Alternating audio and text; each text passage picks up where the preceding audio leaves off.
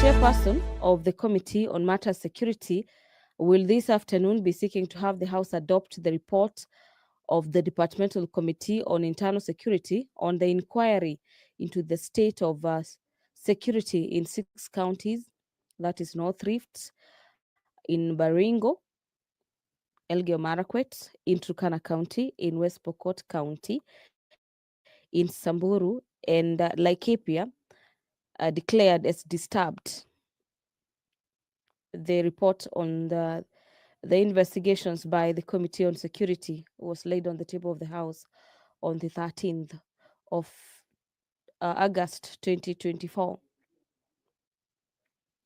The Basic Education Amendment Bill, National Assembly Bills number 59 of the year 2023, is a bill currently at the second stage of the bill. And the National Assembly this afternoon is set to debate that bill by Honorable Mary Wamaua. And away from that, this is pursuant to Standing Orders number 44, subsection 2C of the National Assembly, where we have about 6 members of parliament that are set to seek for statements. One of them is Honorable Daniel Manduku, the Honorable Member for Nyaribari Masaba, who will be requesting for a statement on filling of a vacancy position or vacant positions of chief and assistant chief in Nyaribari constituency. This is in Masaba.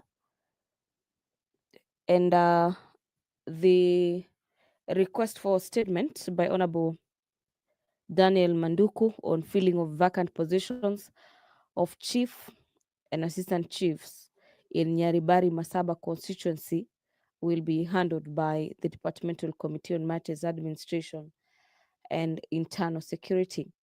The approval of junior secondary schools in Isiolo County is a statement that will be sought this afternoon by Honorable Member Momina Bonaya. This is the Honorable Member for Isiolo County, and her statement on the approval of JSS schools in Isiolo County will be handled by the Committee on Matters Education. The Committee on Education will equally be handling yet another statement that is set to be sought this afternoon by Honorable Stephen Mogaka, the Honorable Member for West Mugirango, and this statement is on the status of salary increment for teachers in Nyamira County, in Nyamira Municipality.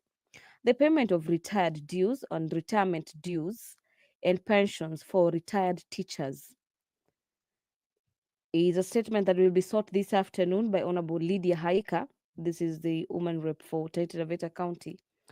And this statement that will be sought on matters payment of retirement dues and pensions for retired teachers will be handled by the House Departmental Committee on Matters Finance and National Planning.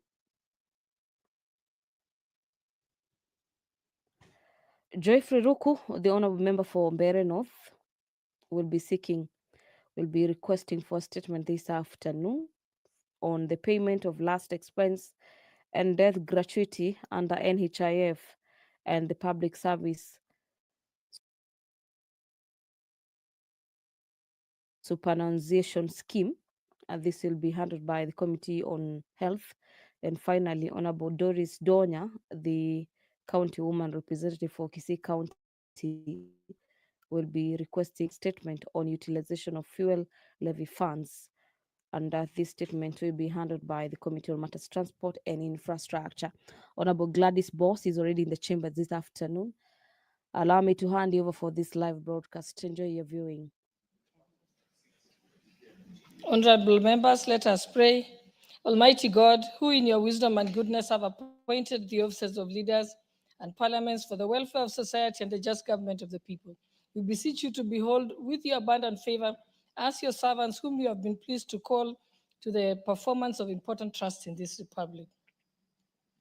Let your blessings descend upon us here assembled, and grant that we treat and consider all matters that shall come under our deliberation in so just and faithful a manner as to promote your honor and glory, and to advance the peace, prosperity, and welfare of our country and of those whose interests you have committed to our charge. Amen.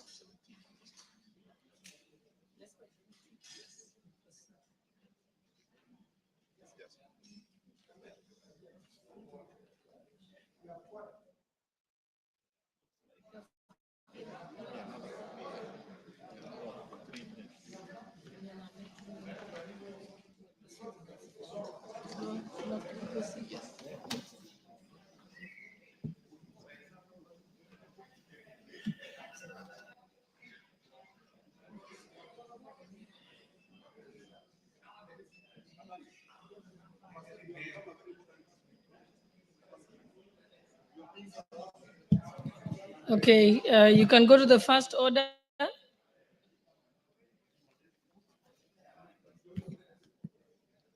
Order number 1, administration of oath.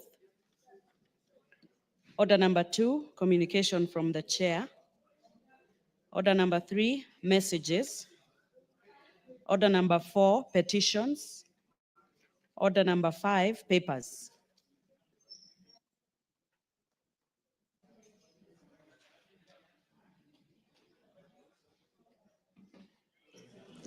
Honorable Speaker, I beg to lay the following papers on the table of the House today, Tuesday, March 4th, 2025.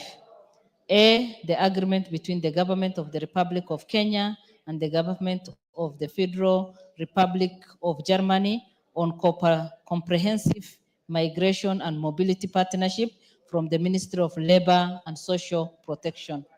B, audited annual report and financial statement of Kirinyaga University for the financial year ended 30th June 2023. C, first quarter national government budget implementation review report for financial year 2024-2025 from the Office of the Controller of Budget.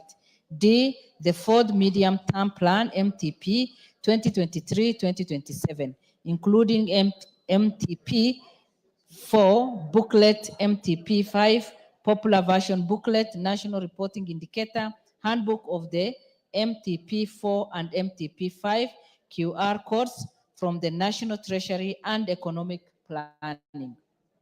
E, fourth quarterly report of the Ethics and Anti-Corruption Commission for the year ended 2024 from the Office of the Attorney General of Department of Justice. F, annual report for the financial year 2023-2024 from the Judicial Service Commission. G, annual report of the financial year 2022-2023 from the National Cohesion and Integration Commission. H, report of the proceedings of the 82nd session of the Executive Committee and the 46th Conference of African Parliamentary Union 2024 held in Jamera, Chad in October 2024, and the Secretary General of African Parliamentary Union. I, reports of the Auditor General and financial statement of the years ended 30th June 2021, 30th June 2022, 30th June 2023, and the certificates therein in respect of 1, AIC Itoleni Girls Secondary School, 2, Bishop Abiero Shaurimoyo Secondary School, 3, Canon Kuturi Secondary School, D, Dr. Agre High School,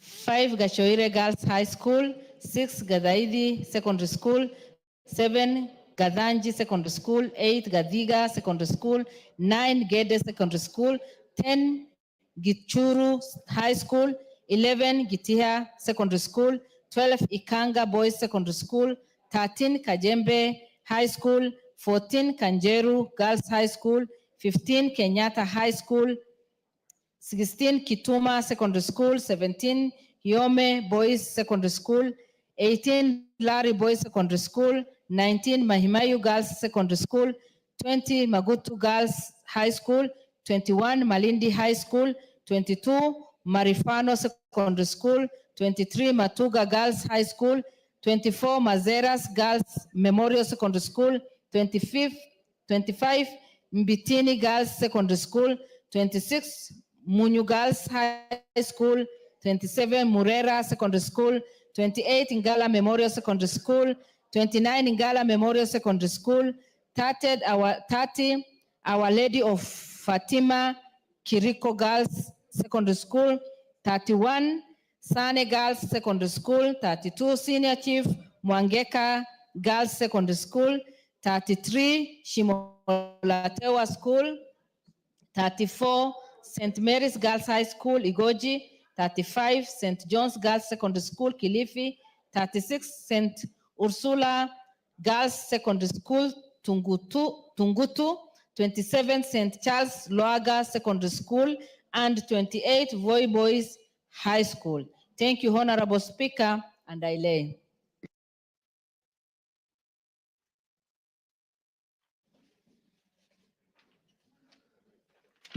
Before I go to the next order, allow me to recognize the following schools who are seated in the public gallery. Kamongoso Secondary School from Bomet Central Constituency, Bomet County. Riara Springs School from Embakasi South Constituency, Nairobi County. Kangwanja Primary School from Maidioya constituency in Muranga County. I think I'll call upon the member for Bomet Central to welcome them on our behalf.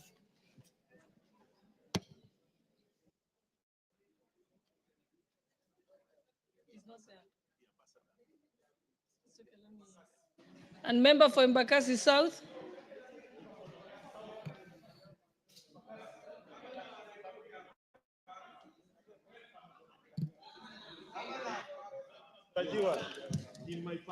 Welcome the schools on our behalf. Thank you very much, And Madam there's a school Speaker. from Embakasi South called Riara Springs School.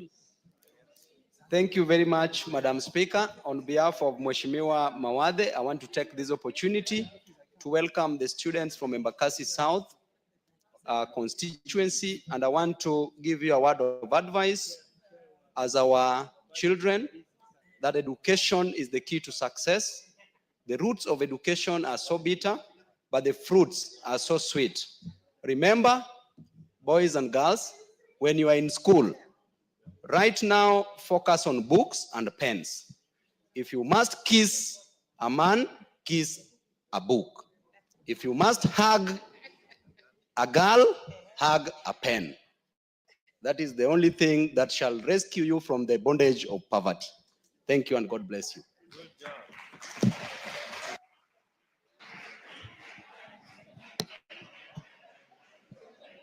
Okay, thank you. Next order. Order number 6, notices of motion. Order number 7, questions and statements.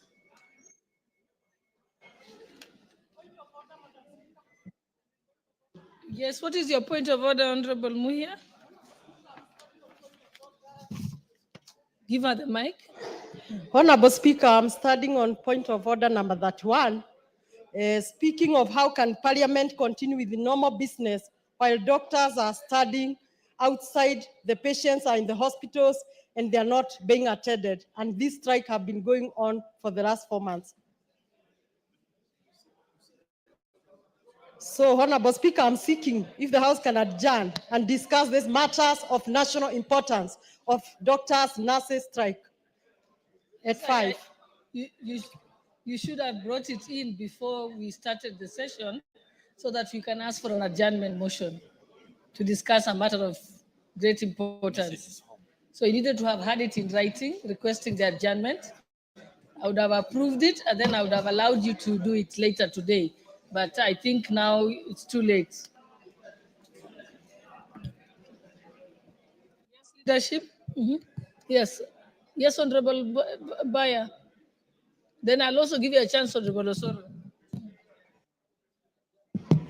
Thank you, Honorable Speaker. Honorable Speaker, you know, the Honorable member who shifted from her desk to the other area has been in this Parliament for long. And she knows very well that if you must adjourn Parliament, there's a procedure that must be followed to do that. And it is that procedure that we request her to do that. So if things are happening in this country that you're not happy about. The people of Kipipi re-elected you to use parliamentary procedure to actually do the right thing instead of trying to play to the gallery on matters that are important. I would wish that you bring that, because we also want to debate it, but do it in the most civilized way so that we are able to have an opportunity to that. Honorable Speaker. That's what I told her, but not in as harsh the words. Yes, Honorable Muia. Honorable Speaker, is the honorable member in order to say I'm not acting civilized and the members or the people of Kipipiri are watching? Honorable Speaker, I was walking to Parliament and I found the doctors and the nurses at the main gate. So obviously this is a matter of national importance, and I would go with your guidance, Honorable Speaker, that I put the adjournment motion urgently tomorrow, and I'm sure you guarantee. Yes, thank you. Honorable Osoro, yes? Honorable Speaker, it's indeed true that some doctors are outside there, like the Honorable Muia said, and it's within the right of every Kenyan under Article 119 to petition the National Assembly on any matter that is of national importance. The doctors, with the information I have, Honorable Speaker, is that they've brought a petition before this House. It will be tabled before a relevant committee, follow the due process as the law guides. We have a petitions committee here, we have the health committee. It will follow the relevant procedures, and then it will have its way in the floor of the House through a form, or in a form of a report, Honorable Speaker. So Article 119 is clear that every member of the public is free to petition. So anytime we see members of the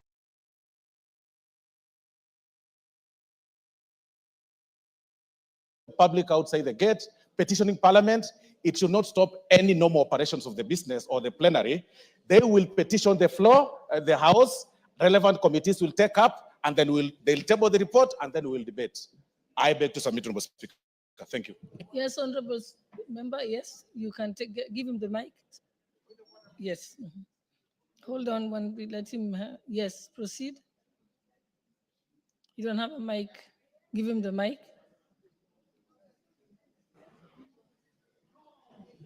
Thank you, Madam Speaker.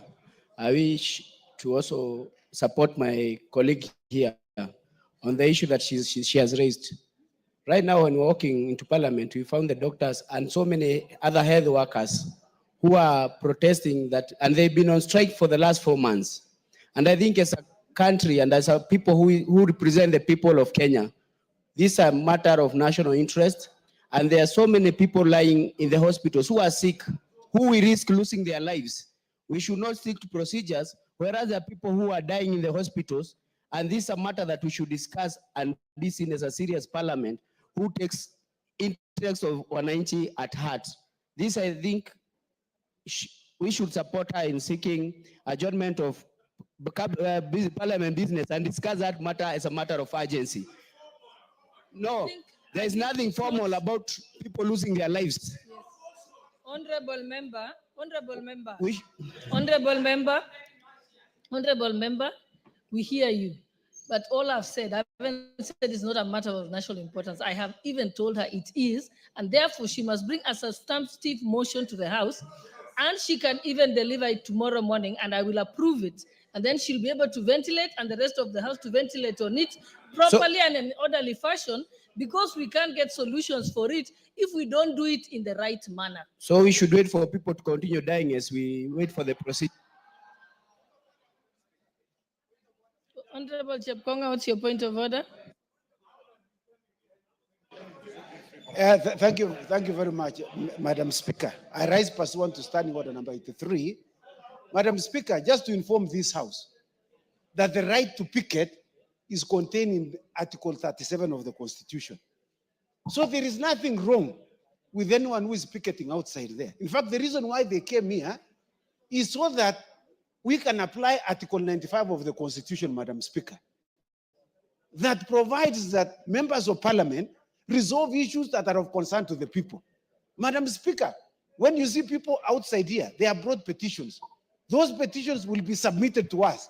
We will consider the petition, it will go to the relevant committee, and the matter will be resolved. It is not a matter of a talk show, Madam Speaker. It is a constitutional fundamental right of every Kenyan to picket peacefully without causing. And in fact, when they are here, Madam Speaker, they are just expressing themselves. In fact, I saw them, and some of them were greeting me. And I was telling them we are attending to their issues. And Mr. Speaker, Madam Speaker, in fact, I am working on a bill which will be coming shortly to this House, an amendment to resolve some of these issues that we're having in the streets, Madam Speaker.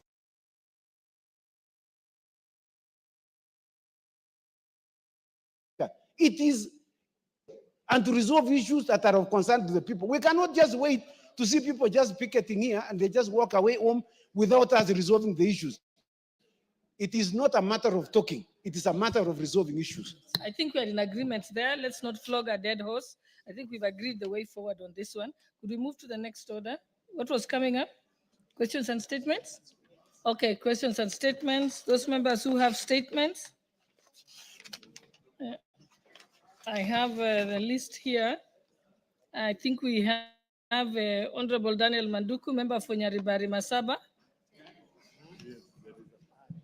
Thank you, Madam Speaker. Pursuant to the provisions of Standing Order number 44-2C, I rise to request for a statement from the chairperson of the Departmental Committee on Administration and Internal Security regarding the filling of vacant positions of Chief and Assistant Chief in Nyaribari Masaba constituency. Honorable Speaker, Chiefs and Assistant Chiefs are pivotal in maintaining law and order at the grassroots level. They serve as the primary liaison officers between the national government and the local communities, resolving disputes, facilitating development initiatives, and ensuring security through prompt responses to issues such as crime and emergencies. Their roles are also essential for delivering effective national government administrative services. Regrettably, many residents of Nyaribari Masaba constituency are deprived of these essential services due to the absence of chiefs and assistant chiefs in various areas, specifically in Ikorongo, Irianyi locations, and Kegogi, Gekonke, Ikenye, Ivacho, Mesabisabi, Nyantrago, and Nyankononi sublocations, respectively. These vacancies have created significant gaps in local administration, undermining the effective governance and service delivery at the grassroots level. Honorable Speaker, it's against this background that I request for a statement from the chairperson of the Departmental Committee on Administration and Internal Security on the following. One, a report on the status of recruitment of chiefs and assistant chiefs, including the challenges, if any, faced by the Ministry of Interior and National Administration in completing this exercise across the country. Number two, the measures put in place to ensure that any vacant positions for chiefs and assistant chiefs are filled promptly, thereby eliminating gaps in administrative services faced at affected grassroots level. And three, a definitive timeline when the vacant positions of chief and assistant chiefs in Nyaribari Masaba constituency will be filled. I thank you, Honorable Speaker.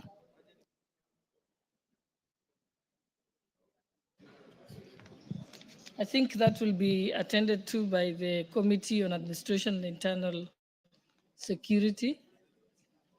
So let's move to the next statement being requested by Honorable Mumina Bonaya, MP for Isiolo County.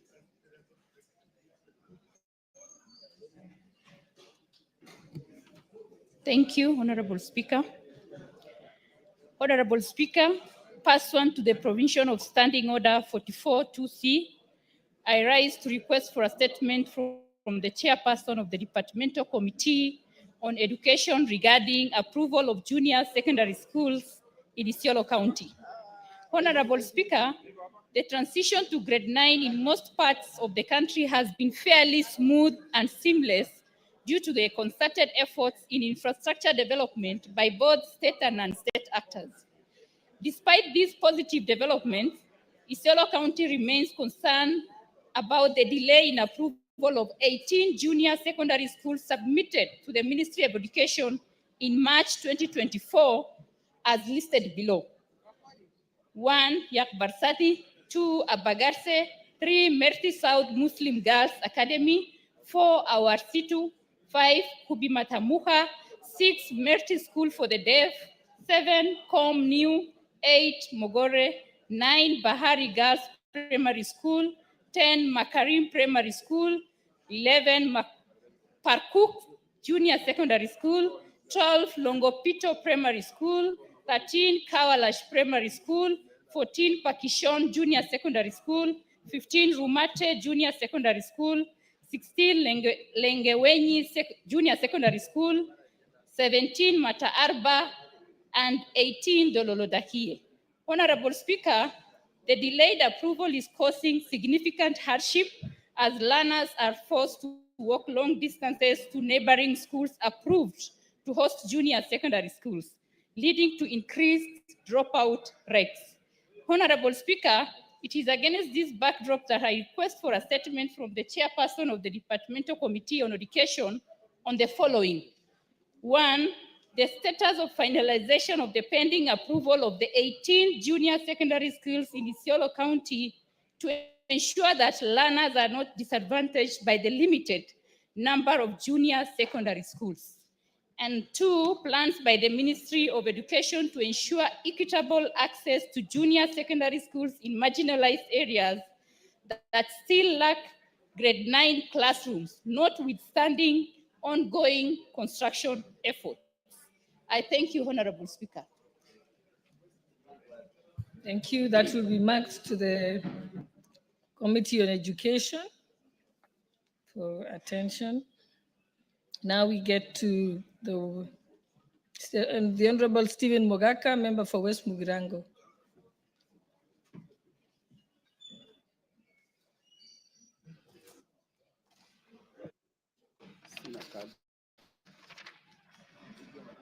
Thank you, Madam Speaker, for giving me this opportunity to request for a statement regarding the salary enhancement for teachers in municipalities and in particular, Nyamira municipalities. Honorable Speaker, pursuant to the provisions of Standing Order number 44-2C, I wish to request for a statement from the chairman of the Department Committee on Education regarding the status of salary enhancement for teachers in Nyamira municipality. Madam Speaker, in 2021, the Teacher Service Commission signed a collective bargaining agreement, CBA, setting out the terms and conditions of service for teachers. The agreement provided inter alia for enhanced house allowance for teachers in municipalities. In 2024, Madam Speaker, Nyamira County was gazetted several municipal areas, including Nyamira Town, Tinga, Nyamaya, Miruka, Kebirigo, Ekerenyo, and Keroka as municipalities. Despite the gazettement of these areas as falling within the municipalities, teachers working in schools within these localities are yet to receive an enhanced salary and allowances as agreed in the collective bargaining agreement. This has negatively affected their welfare and morale, which risks compromising the quality of education within these areas.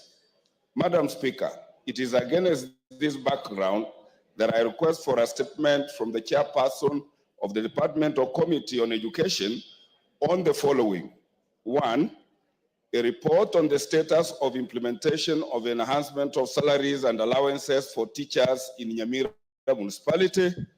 And two, steps being taken by the government to ensure that the teachers within the municipality receive appropriate remuneration adjustments in line with the urban classifications and the expected timelines. I thank you, Madam Speaker. Mr. Speaker, not Madam Speaker. I apologize for not seeing Mr. Speaker. Thank you so much. Thank you. Education. You have made an undertaking on their behalf, yeah? Honorable Speaker, I don't know how the practice is, but ordinarily you should make an undertaking on seeking a ministerial statement. Provision Standing Order, following statement will be requested. Yeah, Honorable Speaker, the chair for education and so many other chairs are out of town for you take responsibility for them because you're the chief whip for the ruling party, the majority party. So I commit to have the answer. When? We give it 21 days, Honorable Speaker. Oh, no. Honorable Mogaka. He is okay with 21 days, Honorable Speaker. No. He's saying that he's going to give this ministerial answer and make an undertaking in 21 days. I thought that was a bit too long. That is Honorable Osoro, that this is not a matter between two Kisii MPs or a Kisii that is MP and sabotaging. Honorable Speaker, I commit, he's my brother. Okay, And, I direct that you have this answer 2 weeks. within 2 weeks, yes. Much obliged.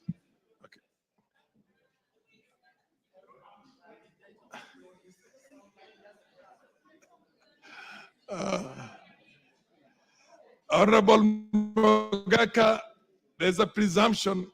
You can't anticipate recess before the motion of adjournment for recess is moved. So it's fair. I mean, but the calendar is there also, yes. Can you give Honorable Osoro, the chief whip? Honorable Speaker, I am privileged to sit in the House Business Committee, and I'm very privy to the calendar of the House. In 2 weeks' time, Honorable Speaker, yes, in 2 weeks, Honorable Speaker, we will be out for recess, a short recess. So I was being practical that he gets the answer in 3 weeks, but just to satisfy him, Honorable Speaker, let me just say 2 weeks, but practically will not be in this House that time in 2 weeks. The Honorable Mogaka, how urgent is this matter? When it comes to remuneration of teachers, nothing can be more urgent. I pray, Mr. Speaker, that you direct that the answer be given within 7 days. That is next week, after 7 days. We have a very hardworking minister. I direct that the ministerial statement be there next week, 1 week from today. Most obliged. Okay. The Honorable Madam Lydia Haika is seeking a ministerial statement from the from the Finance and National Planning. Proceed. Honorable Speaker, pursuant to the provision of Standing Order 44-2C, I rise to request for a statement from the chairperson of the Departmental Committee of Finance and National Planning regarding payment of retirement dues and pension for retired teachers. Honorable Speaker, retirement benefits are fundamental rights for public officers, which ensures their financial stability in their later years. As provided under Article 44(1)(e) of the Constitution, these payments are intended to provide retirees a seamless transition from active employment to retirement.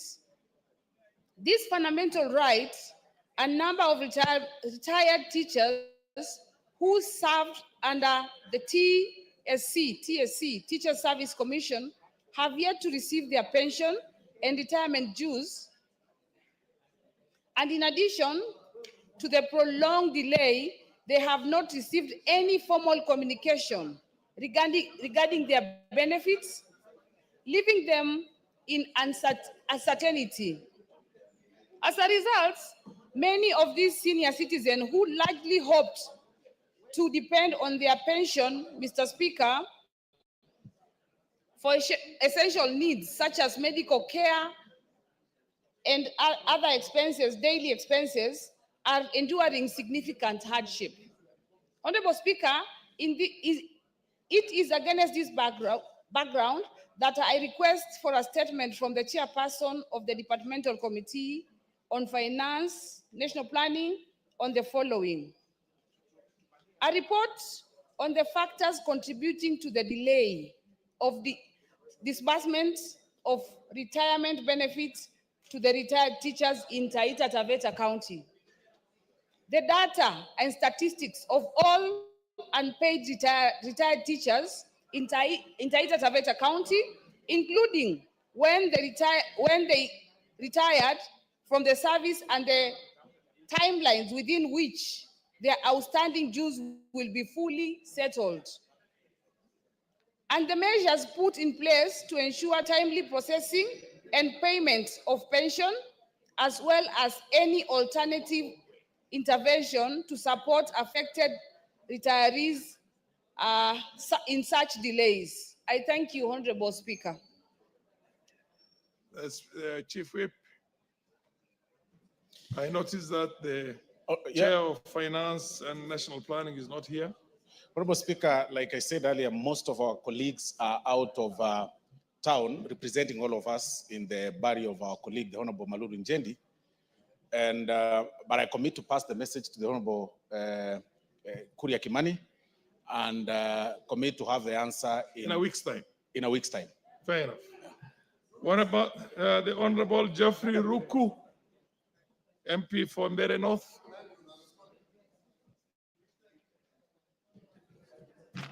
Thank you, Honorable Speaker. I rise to request for a set of payments of the last expense and death gratuity under the National Health Insurance Fund and Public Service Superannuation Scheme. Mr. Speaker, it's worth to know that this is the second time I'm requesting for this statement. Therefore, it means the Ministry of Health is not serious at all. And that's why we are facing all these challenges as far as implementation of SHA is concerned. Honorable Speaker, pursuant to the provision of Standing Order 42-2C, I rise to request for a statement from the chairperson of the Departmental Committee on Health regarding the status of payment of RAS expense and death gratuity under the defunct National Health Insurance Fund, NHIF, and the Public Service Superannuation Scheme. Honorable Speaker, Article 43 of the Constitution of Kenya entitles every person the right to social security. To this end, the defunct NHIF and the Public Service Superannuation Scheme offers RAS expense and death gratuity to the beneficiaries in the occurrence of death. Regrettably, the family of the late Moses Muturi Dwega, PF number 20090000918, who succumbed to COVID-19 while serving as an acting director in the Ministry of Lands, Public Works, Housing and Urban Development in Nyeri County, is yet to be paid the last expense and the death gratuity. This case is among the estimated 800 beneficiaries under the NHIF RAS expense scheme and 400 entitled to death gratuity under the Public Service Superannuation Scheme, particularly those who died between 2019 and 2021. Honorable Speaker, it is against this background that I request the chairman of the Departmental Committee of Health to appraise the House on the following. One, a report on the number of beneficiaries enrolled for the last expense under the death gratuity under the defunct NHIF and the Public Service Superannuation Scheme, respectively. Payout made so far and pending claims for the period between 2019 and 2021. Two, reasons why NHIF and Public Service Superannuation Scheme have not compensated families of beneficiaries who died while covered by the two schemes. Three, measures taken to secure beneficiaries from the loss of death gratuity following the winding up of the NHIF. And four, the plans and timelines for immediate remittance of RAS expense and death gratuity to the affected beneficiaries and families, particularly the family of the late Moses Muturi Dwega of PF number 20090000918. I thank you, Honorable Speaker. And we should not be coming for statements again and again, Mr. Speaker. The Ministry of Health, they have the responsibility, the PSs, we have several PSs there. We have a minister, we have directors. They cannot be able to answer a statement within 1 or 2 weeks. This statement was issued in last year in September, and up to now, March, there is no answer which has been given.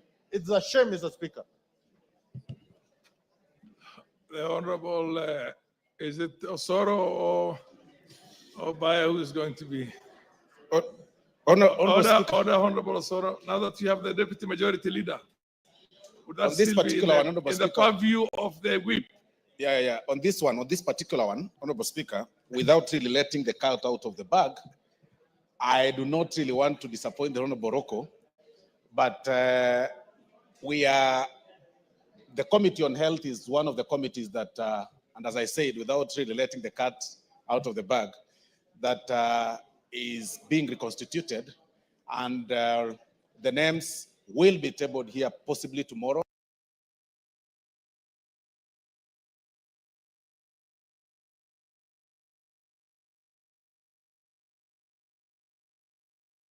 By God's grace, on Thursday, and that then means that the committee will proceed for elections to elect the chairman and the vice chair.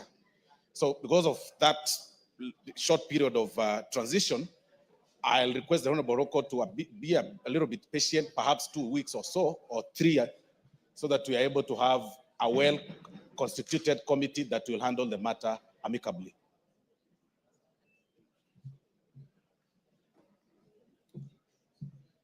Fair enough. You say that the answer will be available in 2 weeks' time?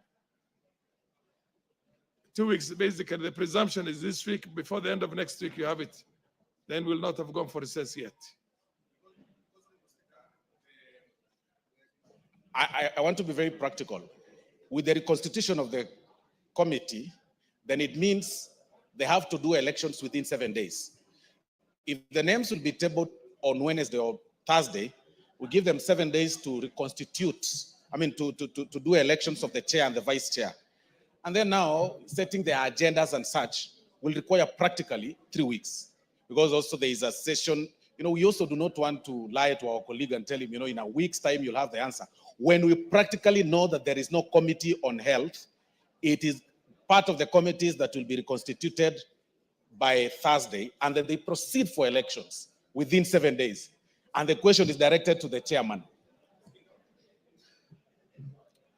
Yes, the Honorable Ruku. Honorable Speaker, as I have mentioned, this is not a new statement.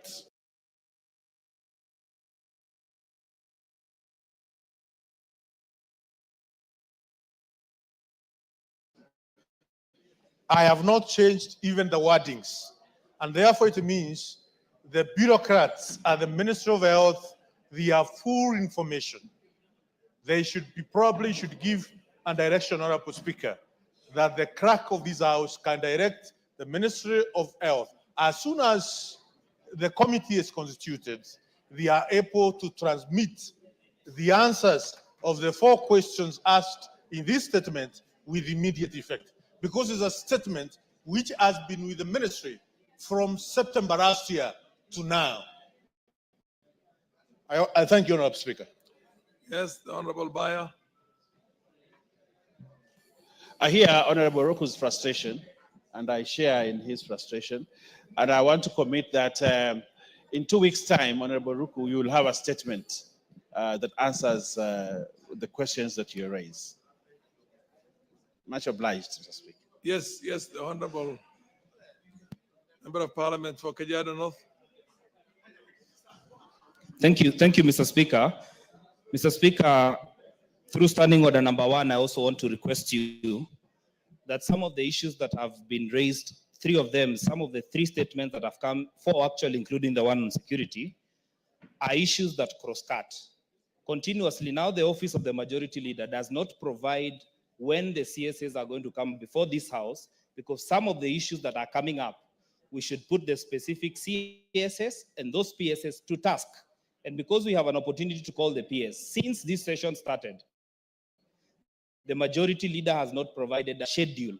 Because, Mr. Speaker, for instance, the issue of pensions has become a thorn in the flesh, and continuously the CS does not reply to letters that are coming before this House. Likewise, this issue that the Honorable Ruku has raised, I wrote a letter, but it was dropped down because the question that he had was before his. So I want to request you that the office of the Majority Leader, even as you do your many things around the country, you also need to take the work of this National Assembly very serious so that you provide the schedule. It is your role, especially the Honorable Wenbaya. You are constituting committees, you are forgetting that you have a bigger job to make sure that the CSS come before this House. Fair enough. I direct that this statement be delivered within 2 weeks. Within 2 weeks, which means in the course of next week. Much obliged, Honorable Speaker, but I also want to tell the Honorable Gogoyo that CSs will only come to this House if there are questions, not statements. And what the Honorable Ruku has presented is a request for a statement, which is brought to this House through a certain process, a procedure. So if the Honorable, the Honorable Gogoyo is one new member who has refused to learn procedure. I don't know how he was in high school, but I have my doubts. But I want to say this, Honorable Gogoyo, you don't write a letter to Parliament. You bring a question on the floor of the House or a statement on the floor of the House, and when it is a question, the Honorable CS will come, for which we have a schedule. So Honorable Gogoyo, please, for the sake of gallery or any other thing, please be parliamentarian. Be a parliamentarian that knows procedure, knows standing orders, knows the Constitution, so that we transact business without back and forth. You owe this House the duty of care that we move forward instead of just bringing things, feigning ignorance of the standing orders that are here. Please, we want to move forward. That ignorance does not help this House. Neither does it help you, neither does it help you on the ground. It makes you look very bad by your people knowing that you know nothing about the proceedings of this House. Order, Honorable Deputy Majority Leader. Honorable Doris Donya, MP, Kisii County, is seeking a statement from the Minister of Transport, Committee on Transport. Okay, thank you, Mr. Speaker. I request for a statement regarding the utilization of the fuel levy fund. Honorable Speaker, pursuant to the provisions of Standing Order 42C, I rise to request for a statement from the chairperson of the Departmental Committee on Transport and Infrastructure regarding the utilization of the fuel levy fund on maintenance, rehabilitation, and development of the country's road network. Honorable Speaker, the fuel levy, also known as the Road Maintenance Levy Fund, is primarily used to finance the maintenance, rehabilitation, and development of the country's road network. This levy is collected per liter of fuel consumed. I repeat, this levy is collected per liter of fuel consumed. Recent increases in the levy have been implemented to address a significant backlog in road maintenance and to settle debts owed to road contractors. Honorable Speaker, even though 80% of the fuel levy is sourced from road users, the condition of most roads across the country remains poor, characterized by potholes, inadequate drainage, and stalled projects. The public rightfully expresses that the revenue from the fuel levy should lead to improved road infrastructure. However, this expectation has not been met. Concerns have been raised regarding the accountability of the relevant ministry in allocation and disbursement of these funds, including skewed distributions across the country. Honorable Speaker, it is against this background that I request for a statement from the chairperson of the Departmental Committee on Transport and Infrastructure on the following. 1, a report on a total collection and use of fuel levy for the maintenance, rehabilitation, and development of the country's road network over the past 3 years, including details of the specific roads. steps implemented by the ministry to ensure transparency and accountability in the expenditure of the fuel levy fund. 3, the criteria used to prioritize road maintenance and construction projects funded from the fuel levy. 4, measures put in place to ensure timely completion of road projects funded from the fuel levy. And last, the status of disbursement of fuel levy fund between the national and county governments, and whether counties are sufficiently funded to maintain the roads under their jurisdiction. Thank you, Mr. Speaker. Mr. Speaker, I don't know if I can make one statement about this.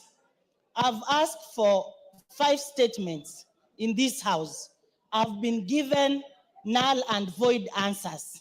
For this one, I will wish the Committee on Infrastructure to give me an example of a road in Kisii which has been maintained last year from the fuel levy, because all the roads in Kisii, majority of them in Kisii County are in a bad state. Thank you, Mr. Speaker. Yes, Honorable Bayer, the Deputy Majority Leader. Honorable Speaker, well, I acknowledge that we may have to give us 2 weeks to sort out her issue, and which is actually in order. The period that we will request is 2 weeks, and we'll ensure that the Committee for Transport responds to your energy and both energy and transport responds to your question. But also, Honorable Speaker, just to let my good sister, very able women rep from Kisii, who has handled lions and gorillas, that you do not debate your own statement if you've read it. We have had very clear, but procedure is very clear that you don't start debating a statement that you just have read. Simple procedure of the House. We've heard you, and don't debate your statement. Thank you. Order, my Majority Leader. Order. Madam Donya, you made your point. You can always. What is it? What's the point of order? Proceed. Honorable Bayer is telling me that I've debated. Does he understand the difference between debating and just stating something? I stated, I didn't debate. English, I know you are used to Kiswahili. Come for lessons from me. Yes, the Honorable Kibageni, what's your point of order?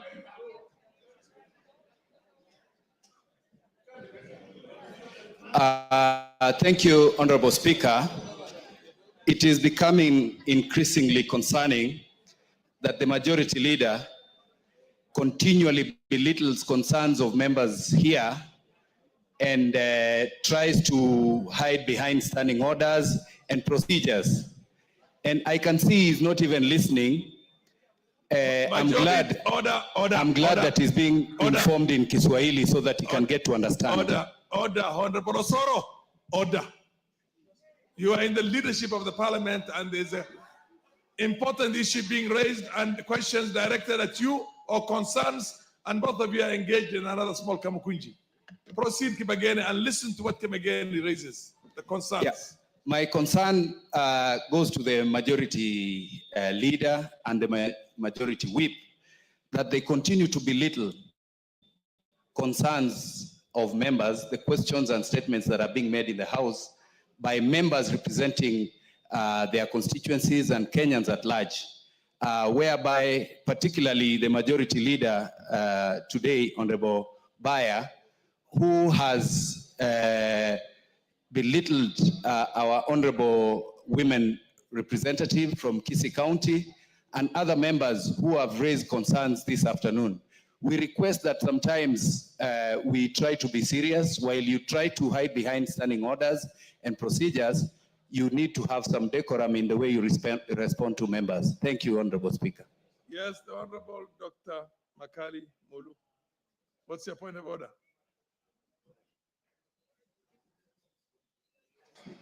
Yeah, thank you very much, Honorable Speaker, for this opportunity. Honorable Speaker, I want to raise 2 issues. where I would be pleading for your direction. The first issue, Honorable Speaker, is the last season, I did raise a statement. Order. Let's dispose of the business that's before us, which is the Honorable Donya's request for a statement. Baya, you haven't given a concrete undertaking on when you'll have the statement ready. Can you say it again if the chair has not heard you? When will you have the statement ready? I think, Honorable Speaker, very clear that we'll do it in 2 weeks, and the Honorable Lady agreed. In 2 weeks' time, I will inform the committee of Within energy, 2 weeks, because and, after 2 weeks, the House will be in recess, which means by next week you have to do. yeah, but the report will be ready. Okay, fair enough. The statement will be ready. Okay. Thank you, Honorable Speaker, and thank you. Yes, now I can take the point of order by the Honorable Makali Mulu. Proceed. What's your point of order? Yeah, Honorable Speaker, I was saying, I wanted. And I plead with the chair, with the majority leader and the majority whip, to please listen to the honorable member so that you can respond appropriately. Proceed, Makali Mulu. Oh, yeah, Honorable Speaker, I want to raise 2 issues which I want a direction on. The first issue, Honorable Speaker, is that during the immediate last season, we raised a question relating to a young man who was electrocuted. And we did agree with the chair of the Committee of Energy that the statement for the ministry was not good enough. And there was need to have a meeting between the CS, the committee, and myself. That has not happened up to now. So I would want to hear, do I now raise a question again, or do we now, what is the way forward? The second matter, Honorable Speaker, is when we went for the parliamentary retreat in Naivasha, the CS Treasury made a presentation. And in the same time, he gave a commitment that before the end of the month of February, he will have released money for CDF, more so for bursaries, Honorable Speaker. Honorable Speaker, now we are 4th March, 2025. And unless I'm not well updated, I don't think any money has been released to the constituencies. I know the select committee time has elapsed, but we have the leadership of this house, the majority leader. How I wish, Honorable Speaker, that we could be updated on where we are. Why am I raising this matter, Honorable Speaker? Is because I think, Honorable Speaker, the executive has started taking this house for a ride. They give commitments in terms of timelines, they never honor them. I don't know for how long are we going to continue this way, Honorable Speaker. And if we don't really act on some of these issues, Honorable Speaker, this house will become very powerless and will just become a talk show, which I would really want to avoid, Honorable Speaker. So maybe, Honorable Speaker, those 2 issues I could be updated on or responded to through your office, Honorable Speaker. I really appreciate. Thank you, Honorable Speaker, for the time. On the first one, regarding the statement that you sought from the Committee on Energy, am I right? They have lapsed, so you have to reintroduce it again. Unfortunately, that's the rules. It was, come again? The question was responded to, but we were in agreement that it wasn't good enough in terms of the So the chair at that so time the had chair directed that committed you should to have a round table meeting either. Okay. Yes. Whip, can you give an undertaking on that round table meeting between the Member of Parliament, the committee, and the Energy Ministry? Honorable Speaker, similarly, just like I said in the earlier statement, while again I do not want to let the cat out of the bag, the Committee on Energy is again one of the committees that is being reconstituted afresh. And the tables, the names of the members will be tabled here tomorrow or Thursday, Honorable Speaker, if the House Business Committee sits tomorrow. So I want to commit to the Honorable Makali Mulu that give or take, we work within 2 weeks or thereabout, or at most 21 days. And I think he's in agreement because he's a senior member of this House. He understands the procedure. Upon the tabling of the names, we have 7 days to elect the chairman and the vice chair, and then they will start setting the agenda, and then we'll go for a short recess. So let's be practical enough and just say that immediately we come out of recess, we'll make sure that that agenda is first dealt with. That is on the first. Fair enough. I think that one. What's your point of order, the Honorable Kainan? Mr. Speaker, the issue of CDF is a very serious issue. Very, very, very serious issue. Mr. Speaker, you remember how we fought very hard to have a fund that was independent from the executive. And when Engineer Karue came up with the CDF, the first CDF, it had a purpose. Mr. Speaker, from the time, and I want the deputy leader of majority and my good friend, the whip, to listen to this. It may not be their mistake. It's our mistake. Mr. Speaker, we passed the budget in June last year. I want the members here just to be practical because this is about your lives. I want you to hear this. We passed the budget in June, July, 2nd month, August, 3rd, September, October, November, December, January, February, March, 10 months. Mr. Speaker, procedurally, all of us here are accountable to those who elected us. All of us here are accountable to the Constitution through our elected representative, and that is the provision, that's what the letter and the spirit of Article 1 says. Mr. Speaker, suddenly, I do not know whether we have a committee. I do not know whether members are aware of their rights. We have advertised for bursaries. Yet the CDF committee, the CDF board has not even approved the project proposals from the CDF committees in the constituency. And yet all of us are here. You've been, Mr. Speaker, I'm shocked. Are we really in the right house? Are we really in our senses? Are we really determined to assist the people who have elected us? What we have advertised is not there. The proposals are not there. My brother here, the leader majority, alluded to this a few weeks ago. That has not been addressed. I have been on the neck of the leadership of the National CDF Management Board. Every day they are releasing the approvals. The approvals are not there. What are we saying? We are cheating ourselves. So my good friend, Dr. Makali and cohorts, it is the high time that we deal with the rock elements at the National CDF Board. The approval does not require anything. The money can come later on. Why are they delaying the approval? This is the reason. They want to incite the members against the government. They want to incite you people. That's why they are keeping the approvals. The reason is if you don't have the approval, you see right now all of us are made to look very bad. I look very bad as an elder, Mr. Speaker. I've advertised for this. We have closed a month ago. The money is not there. The approval is not there. Don't I look very bad? Doesn't the government look very bad? Doesn't everyone look very bad? Who takes responsibility? So leader majority. Tomorrow morning, bring a censure motion. It is you people who have appointed those people. The board plus the management. They are sitting, they are criminalizing us, they are wasting our kids, they are creating apathy and hopelessness among the school-going children. This is not fair. In the modern day Kenya today, for somebody to take us around for 10 months without the approval, colleagues, if it was those days, tomorrow morning we'll have a motion to disband that board, to disband the management, and have a new team that will decisively deal with CDF and implement CDF. The CDF we used to have in mind is not what we are seeing right now. So my good friend here, I've raised this in the House Business Committee. Give us the approvals. If truly you care about the welfare of those school-going children who require fees. In particular, Mr. Speaker, where you come from and where I come from. Right now, the temperatures are hitting 40. Yeah, you have. Temperatures are hitting 40. Parents are not getting assistance. Students are out of school. Yet here we are. We have put adverts. The money is not there. So I challenge you, leader.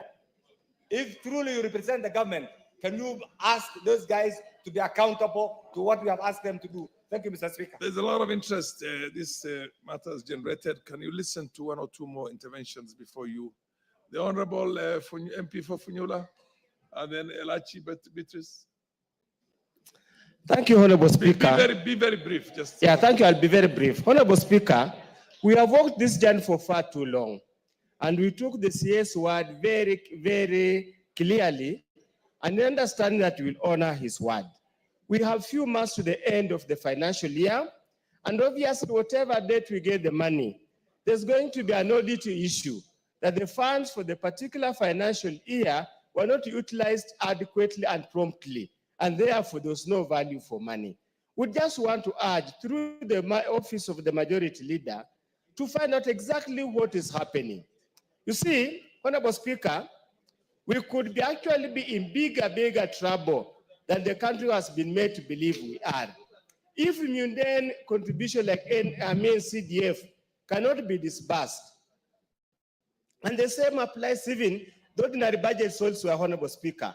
The development budget is not being disbursed. Does it mean then we are sinking in a hole every day? This romantic story we are being given that the economy is doing well is just, it's just stories to assuage people, to make them feel good.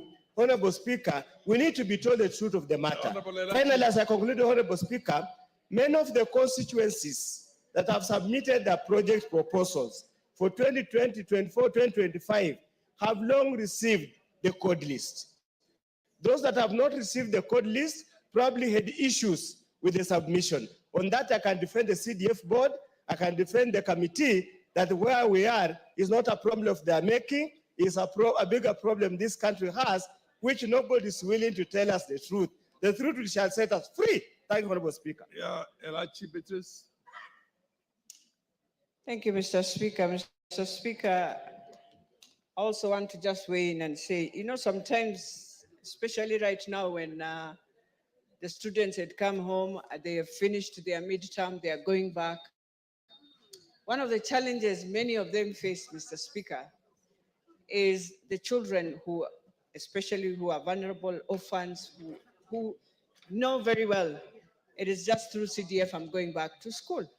But having said that, I believe the CS released money last week, if I am not wrong. And so I think it is the board now that needs to give us clarification or to tell us after they released the money, have they released? Have they released the code lists? Have they released the AIs so that people can now start going through? For us who had finished, we had checks, we are waiting for them to give us the money so that the checks are also signed. So, Mr. Speaker, it's just a web that needs to be clarified, and I think that's what we need to look at. And I need to tell the board, while we support you, you need to always remember, bursary is the most sensitive thing in this whole thing of NCGDF. So you don't joke with bursary. You can joke with development, but bursary for students, it's not right.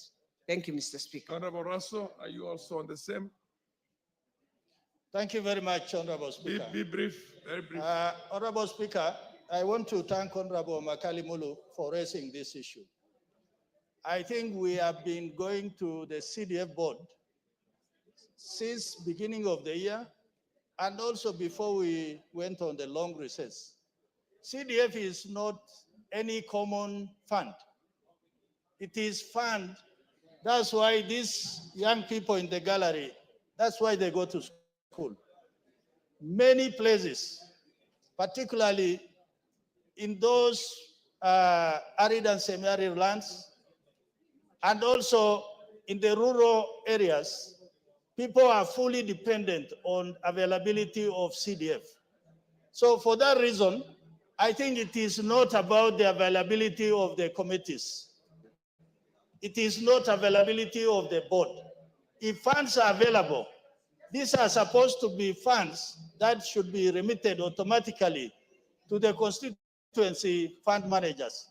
So for that reason, Mr. Speaker, I think without really wasting a lot of time and making this house a talking shop, we must be told when are funds available so that we are able to dispense of even with the bursaries. Thank you, Honorable Speaker.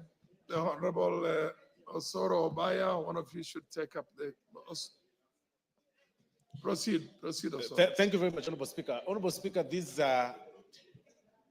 is one of the rare moments, Honorable Speaker, that I remove the hat of Chief Whip of the majority and simply be a member for South Mogrango, Honorable Speaker. Honorable Speaker, because this issue of CDF affects all of us, and from whichever side one wants to speak from, it's really something that any honorable members should hold dear to their hearts, Honorable Speaker. And from the onset, like the Honorable Elachi has said, I want to set the record straight that indeed some money, as per today, Honorable Speaker, has been released to the board. And I hear 30 million is supposed to be sent to every constituency within this week, Honorable Speaker. But that is not the point. The point, Honorable Speaker, that we should actually ask ourselves is the question, is the point of the board and the CEO CDF, Honorable Speaker. When Mr. Yusuf was acting, Honorable Speaker, as the CEO then in the last parliament, and so before this house approved him, he was very competent, Honorable Speaker. He was approachable, he was reachable, he was easily available for members, he was listening. I do not know what happened to him that immediately was confirmed, Honorable Speaker. The gentleman changed and became something else. That some of the questions that the members are asking here, Honorable Speaker, could as easily be answered by the CEO of the board, Honorable Speaker. But he is not available for members. He is too big. He is turned to be so huge for members. And I think the board is also, is overrunning even the board, presumably, Honorable Speaker. The question is not even the provision or the availability of funds. Even the approvals of the proposals, even upon the release of the 30 million, Honorable Speaker, the amount does not have a vote. You can't spend it. You will have it in the accounts, but the fund managers will tell you that your proposals have not been approved. We are waiting for the approvals from Nairobi. The board hasn't sat. That is the question. We need to redirect our energy to where our pain comes from. And the pain, Honorable Speaker, here is the CDF board and the CEO for the CDF, Honorable Speaker. We need to have them summoned when, of course, eventually we constitute these committees, Honorable Speaker, tomorrow, so that they appear before this house, Honorable Speaker. Because sometimes monies are released from Treasury and the board keeps that money to themselves for a month or 2 or 3.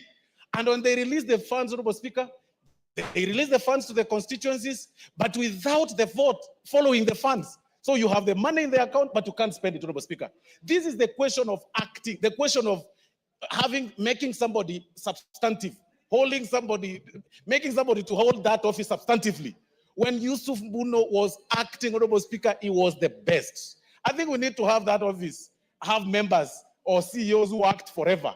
Because these things of having people confirmed and then they behave this way, Honorable Speaker, it's really messy, Honorable Speaker. It is in this point, Honorable Speaker, some of us remove these hats that we hold in terms of just talking on behalf of the majority side and speak as members, because this thing affects us. We've advertised bursaries, Honorable Speaker. We have had our young people fill the forms, Honorable Speaker. It is 3 months. We have no funds. I mean, really, where do you want to defend? Whom do you defend here? I choose to stand in the point of the poor parents in my constituency. I choose to stand in the side of the students, Honorable Speaker, in my constituency. And I say that the board should face the committee and explain what the problem is. I beg to submit, Honorable Speaker. Thank you. Under circumstances in the yes, Owen Bayer, you want to add something? Okay, proceed, Owen Bayer. Honorable Speaker, just before you weigh in on that, Caroli, The opportunity. yes. I would really want to invite members to pay very keen attention to the budget policy statement with respect to the CDF. The reduction of CDF allocation is at 38 billion. So what we are discussing is just a tip of the iceberg. We have a bigger problem that we will be dealing with in the next few days. This is the only fund that works for the people. This is the only fund that leaves no pending bills. This is the only fund that is not overpriced in terms of procurement. If you study the current PB budget policy statement, which I have here, I've looked at the 170 pages and I already have 15 issues to raise. One of them is the reduction of the allocation for CDF at 38 billion. That is the information I want to leave for the House. Thank you, Honorable Nyamai. Thank you very much, Honorable Speaker. Honorable Speaker, this matter of CDF disbursements is so serious that it cannot be ignored. We have already engaged our constituents. We have gone round all our wards and had students fill forms for bursaries, and it has taken so long. Now we are about, this is the beginning of March, and we did this work in December, Honorable Speaker. I think there is a problem that needs to be discussed very seriously. I'm encouraged to hear the representative, the whip, the Honorable Osoro, saying that 30 million shillings is going to be disbursed to each constituency. So this means that we'll be able to deal with the bursaries.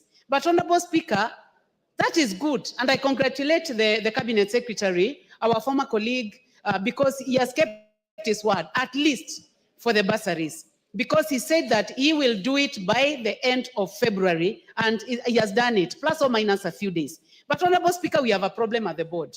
Even if we get the other monies disbursed by CDF within those few months, with projects that have never been approved, Honorable Speaker, how are we going to deal with this? So I believe that it is time to invite the CEO so that he can face the House, so that he tells us what is it that he does not have. Is it that the good staff that he had, some of them have resigned and left? Is it that there is a problem within the board? Because the way things were being done, the last 12 years, Honorable Baya and others who have been here for the last more than 12 years, we can attest that there is slow motion. Honorable Speaker, there is slow motion at CDF board. We need to know what is the source of the slow motion in CDF. Mr. Mbuno needs to tell us where the challenge is. Thank you, Honorable Speaker. Honorable Baya, there's a lot of lamentation here. The fact that the members of parliament are complaining and the leadership of parliament is also complaining. Maybe you should now take upon yourself the proactive position of summoning the board.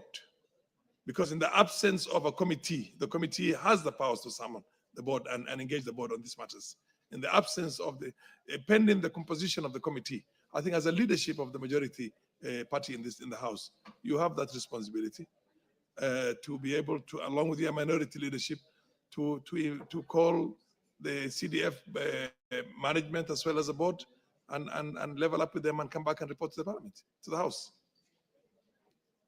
Thank you, Honorable Speaker. Honorable Speaker, I want to say this about CDF, and I want to urge members here. This CDF, like has been said by Honorable Dr. Makali Mulu, is the only fund that we have that works, that has given us results, that has ensured equity in this country. Those areas that were left behind have been brought forward because we have CDF. And we should not lose sight of the ball on this. We have to come up strongly as members of this House and defend CDF. We cannot allow the management there and the board to play games with CDF. And I want to tell Mbuno and his team, they will not win this war. If they want to play with Parliament on the issue of CDF, then they will get out of the way and Parliament will have its way. Because this is something that is fundamental for the development of this country and the children that many of them are today here in the gallery. So I want to tell the board very clear, in very clear terms, that they have to either follow the highway or get away out of the highway. Can you use your office? And I'm coming to that, Honorable Speaker. To summon them to your office? I'm coming to that. Along with the rest of the leadership of the parliament. I'm talking about the majority leader, the minority leader, and maybe the whips. And then you engage them on that. That's what I want to say. Because if those in authority like you, complain, and every other member of parliament also complains, then you're not going anywhere. So I'm not complaining, Honorable Speaker. I'm making very strong statements. I'm not complaining. But you're complaining about the board and the management. No, I'm only telling them off. And Honorable Speaker, what I want to say is this, that we will summon the board here. Yes. Before the House Business Committee, Honorable Speaker, on Tuesday. And they'd rather prepare for that meeting so that they come and explain why. Fair enough, then you come back and report to the House. They will come and report. But I also want to inform members that as I sit here, 30 million has been disbursed per constituency as of today. So if you check with your fund manager, you realize that you have 30 million. 30 million, you could use the period for the recess, after the short recess, to actually disburse the bursaries so that we make sure our children are at school. But 30 million, as we speak, is in the accounts of our Fair constituencies. enough. I thank you, Honorable Speaker. That matter is settled. Honorable members, I want to, before you rise on a point of order, I just want to make one or two announcements.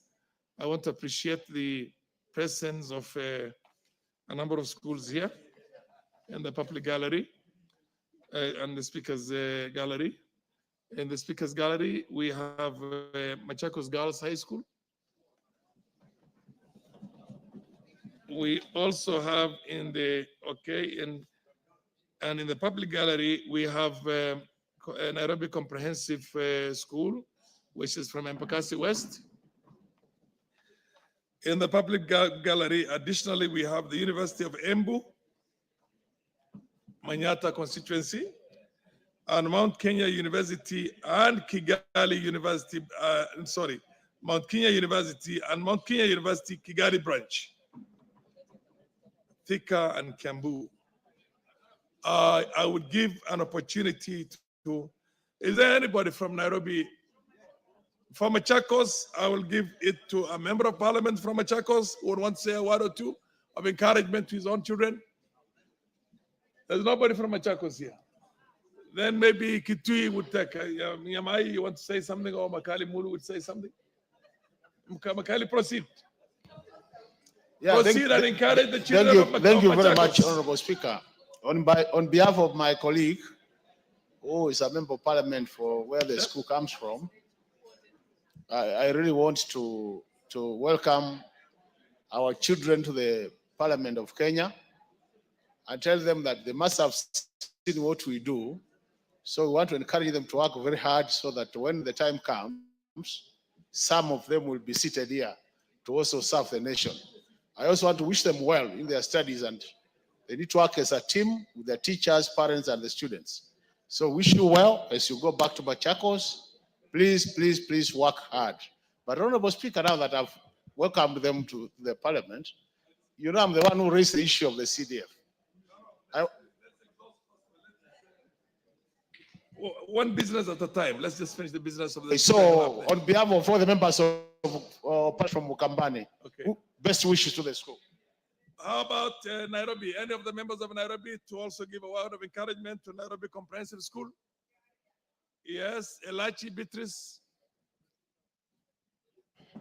Thank you, Mr. Speaker. Mr. Speaker, I also want to really encourage our students, our children, and to tell them that indeed education is an equalizer in your life. And that while you're here, when you look at us, you realize we are just one. But the most important thing is for you now in school, and especially the girls, even those of Machakos and of Nairobi. Take care of yourself. Remember, you just have one card, and that card is your book. That indeed, after that, you will see the fruits. So always learn that education will be your equalizer if indeed you take care of yourself and read smart. Read smart. Fair enough. Be blessed. Machakos Girls High School and Nairobi Comprehensive School, you have had these words of encouragement from your members. Now we have University of Embu, Manyata. Is there any member from Embu here today? Or then I would give the opportunity to the MP for the Raka. MP for the Raka. You come from the same region. Give a word of encouragement to students from the University of Embu. Who are in the speaker's gallery. Thank you very much, gallery. Mr. Speaker. Mr. Speaker, the people of Embu are actually my neighbors. I come from the Tharaka County, which is just ahead of the great county of Embu. And I'm happy to hear that the students of Embu University are here. And I take this opportunity to welcome them into the house so that they can observe what we do here. First and foremost, they are actually possibly undergraduates. They will soon be qualifying with their degrees, and many of them may actually intend to run and become members of this house. Therefore, mine would be to encourage them to continue studying very hard, to ensure that they are disciplined and that they achieve that which they set out to achieve in life. The students of Embu, welcome. And when you go back, greet the students of Tharaka University, which is also a neighboring university with whom you compete in academics. Thank you so much. Now that that is done, Mount Kenya University, Kigali branch. I'm made to understand that the chief whip is actually an alumni of Mount Kenya University, Kigali branch. Proceed, Honorable Osoro, and give words of encouragement to you. Thank you very much, Honorable Speaker. Honorable Speaker, I am actually playing host to the Mount Kenya University School of Law, Kigali. And it is something that Honorable Speaker started like a dream. Last we visited the Mount Kenya University, Kigali, Honorable Speaker, with the chairman, Dr. Simon Gisharu. The School of Law had not started.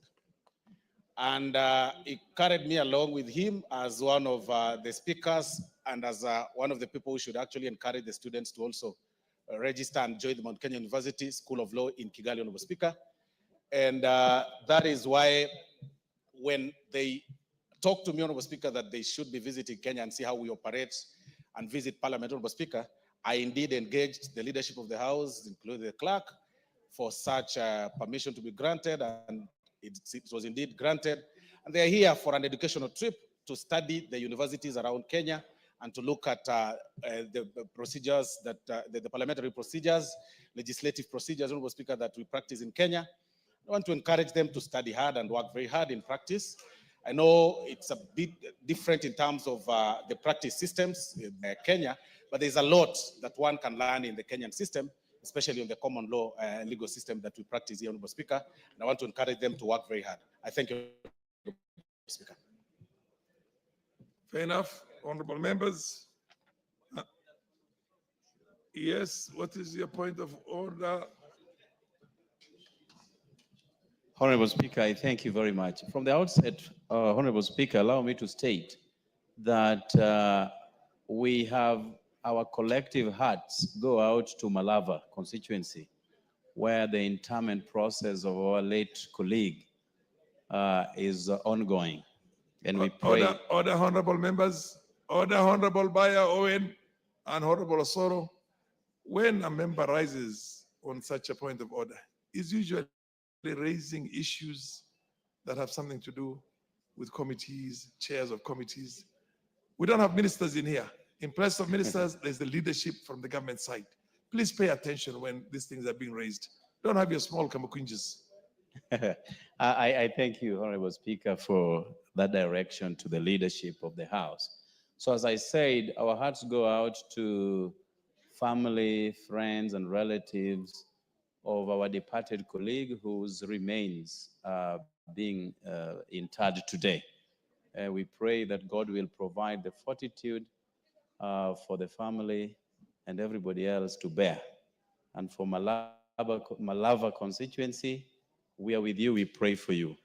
Honorable Speaker, for those who have cared to listen to me carefully, the last 3 months, I have consistently raised a matter here that touches not just Nyando constituency, but many other constituencies represented in this House.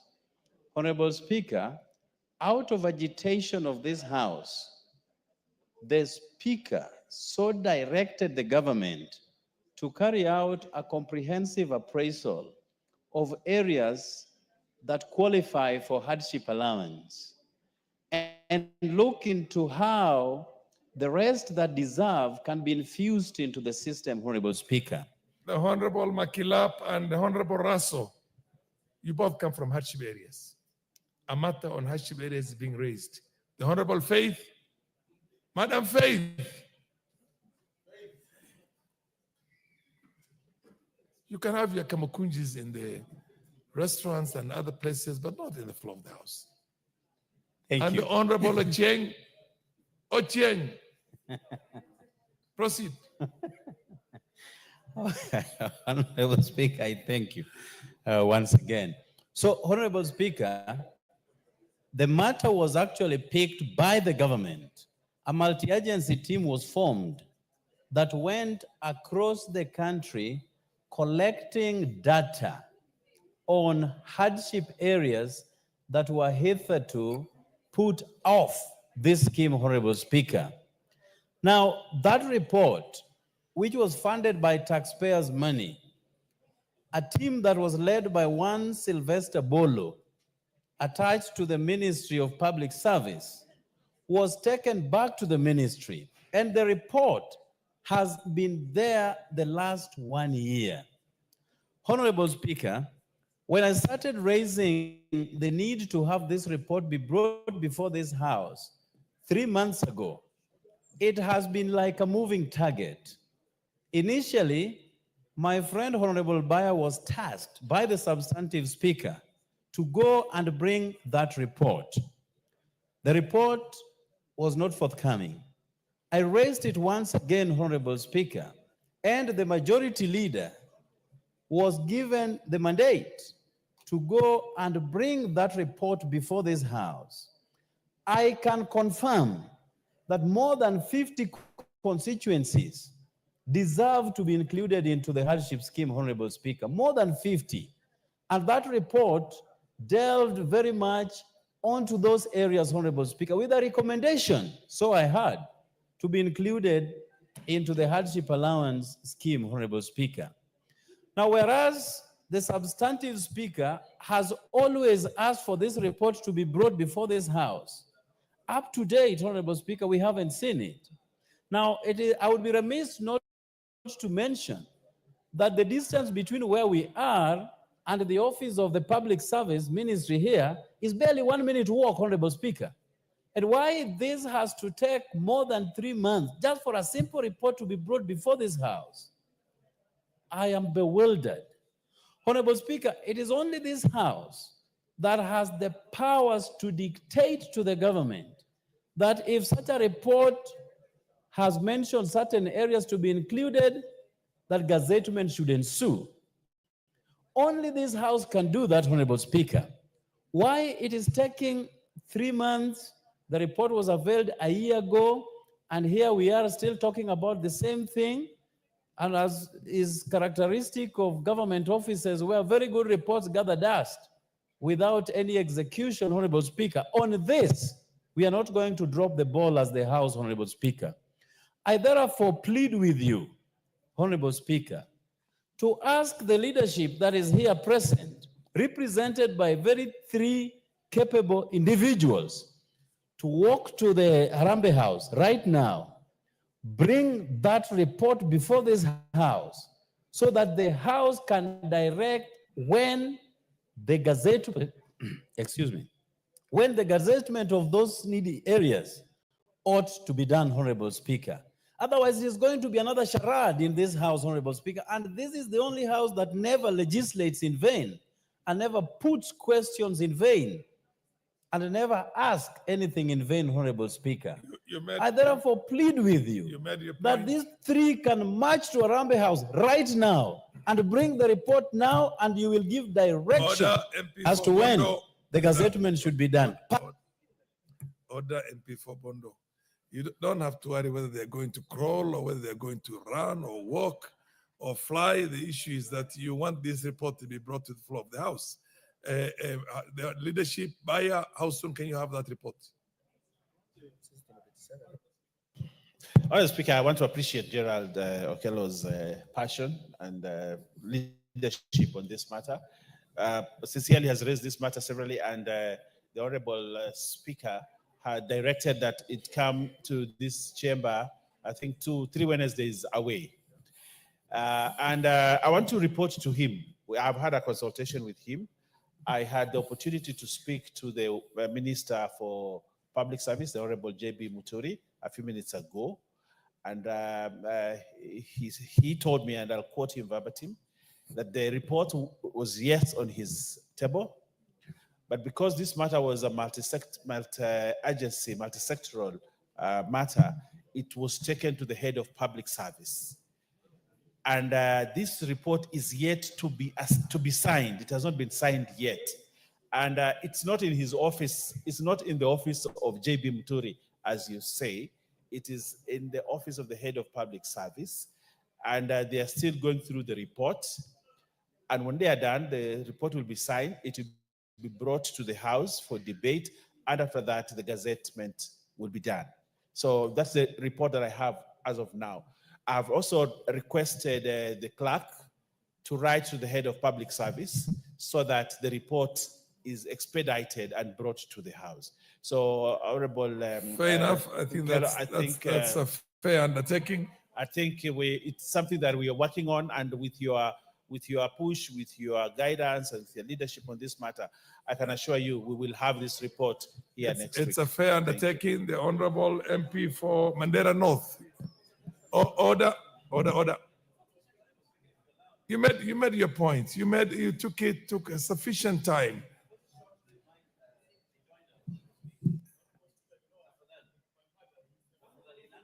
Yeah, what is it? Yeah, just hold your horse, the MP for Mandera North. Yes. Yes. MP for Bondo. What are you raising again? Nyando, sorry. Please give him the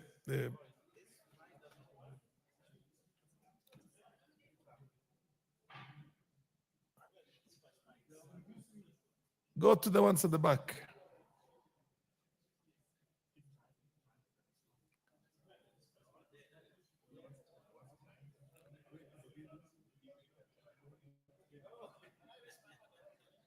Yeah, but what happened to the mics? They're all dead.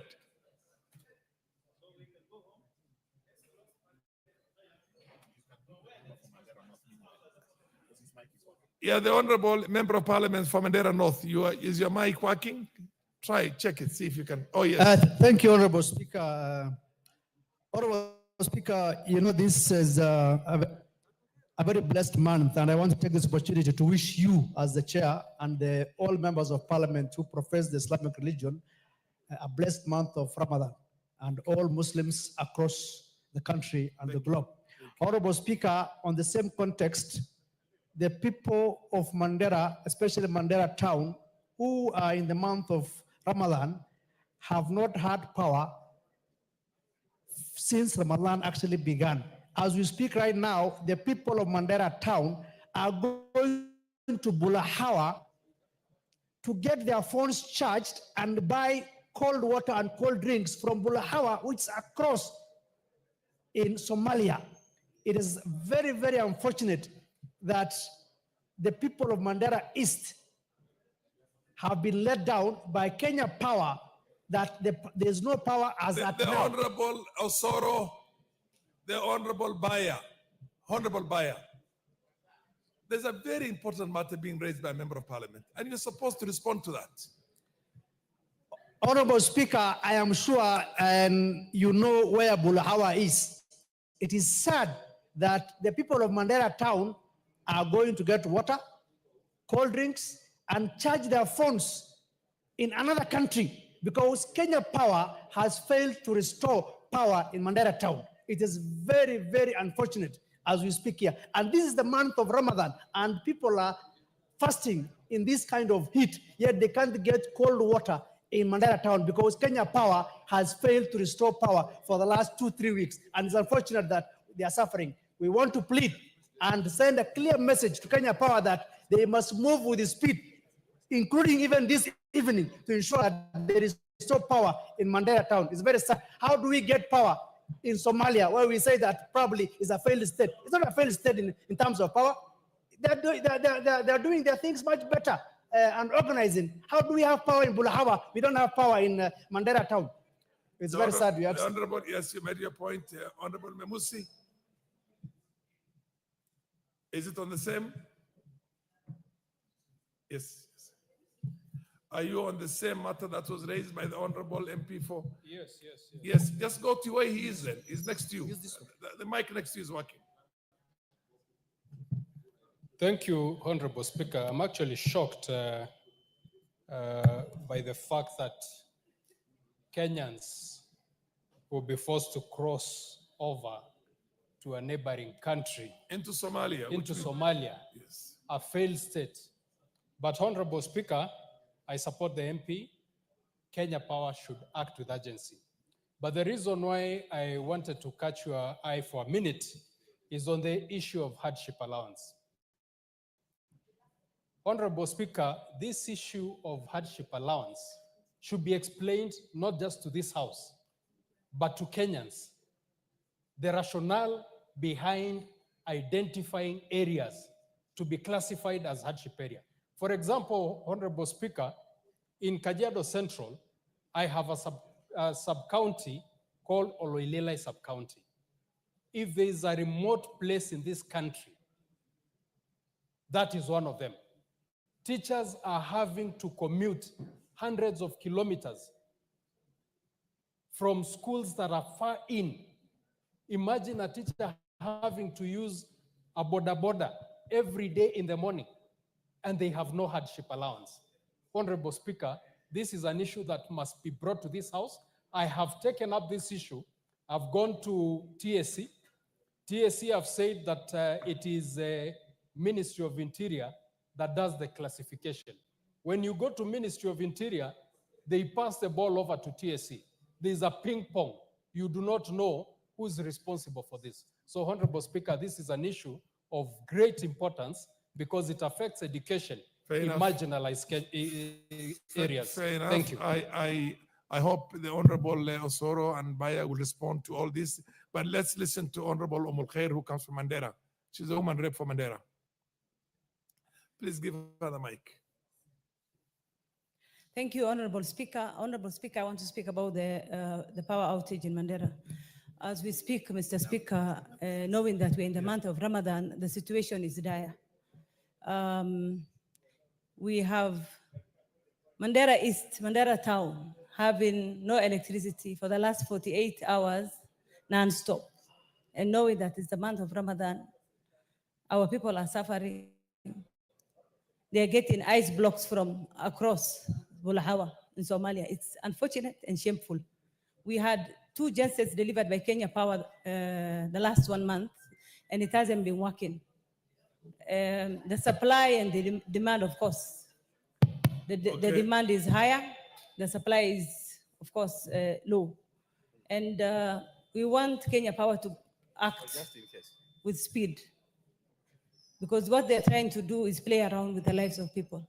We have people, healthcare paralyzed, and businesses collapsing, the elderly, of course, dying or getting shocks from heat waves, Mr. Speaker. Children in dire situation. Mandera, as we speak, even Mandera West, Honorable Speaker, as much as there's power, the situation is dire as well in terms of water. Our people are really suffering, and we want the government to act with speed and Kenya Power to get their act together to ensure that power is restored in Mandera town. And I want to urge the people of Mandera to exercise restraint. I know they know that we've been trying, we've tried our best, but the Kenya Power and Lighting Company that is failing us, that they should have a lot of subra. Thank you. You made your point, Mulkhair. The Honorable Osoro, you can.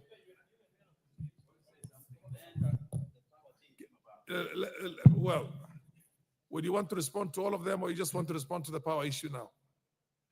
Because the issue of the hardships, which the Honorable Baya has responded, I think, fairly comprehensively. Yeah, let me add this, Honorable Speaker. Yes. As I did say, it has been 1 year since the report was brought to Harambee House. 1 year, Honorable Speaker.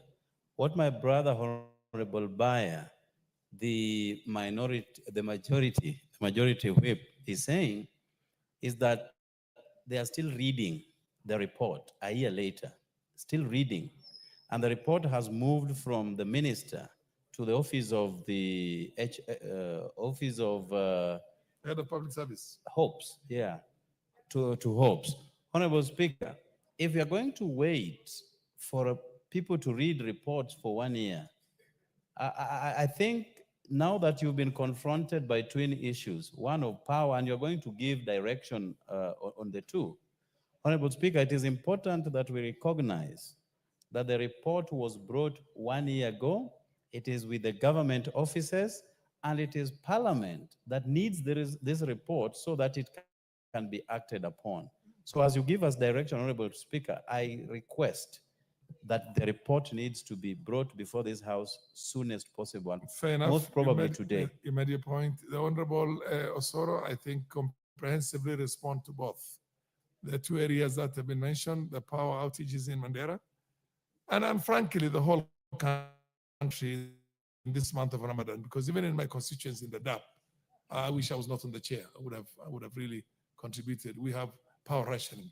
So then on the overall, how you'll engage KPLC and the rest to see that we respect Kenyans in this holy month now.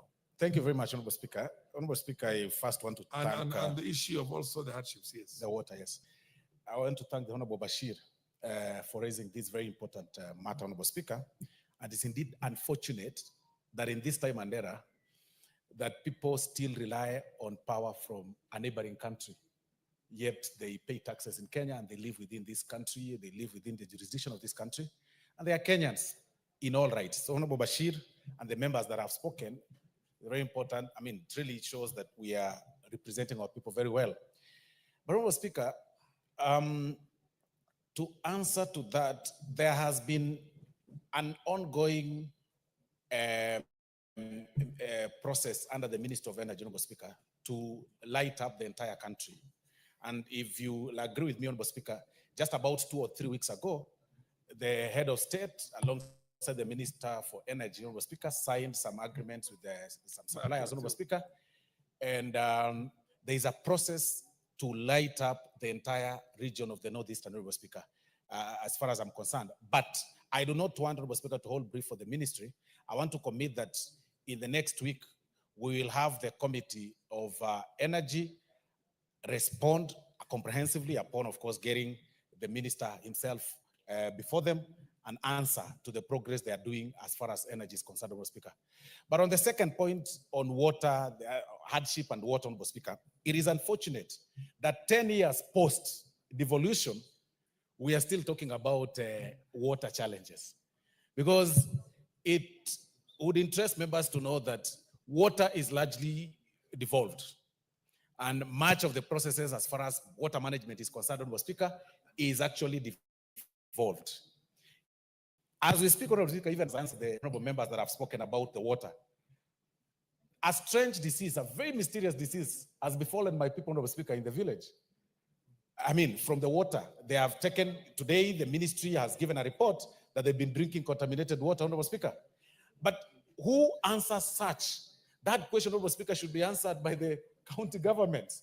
That 10 years post-devolution, we still have challenges of water in our counties, even having been given huge amount of money.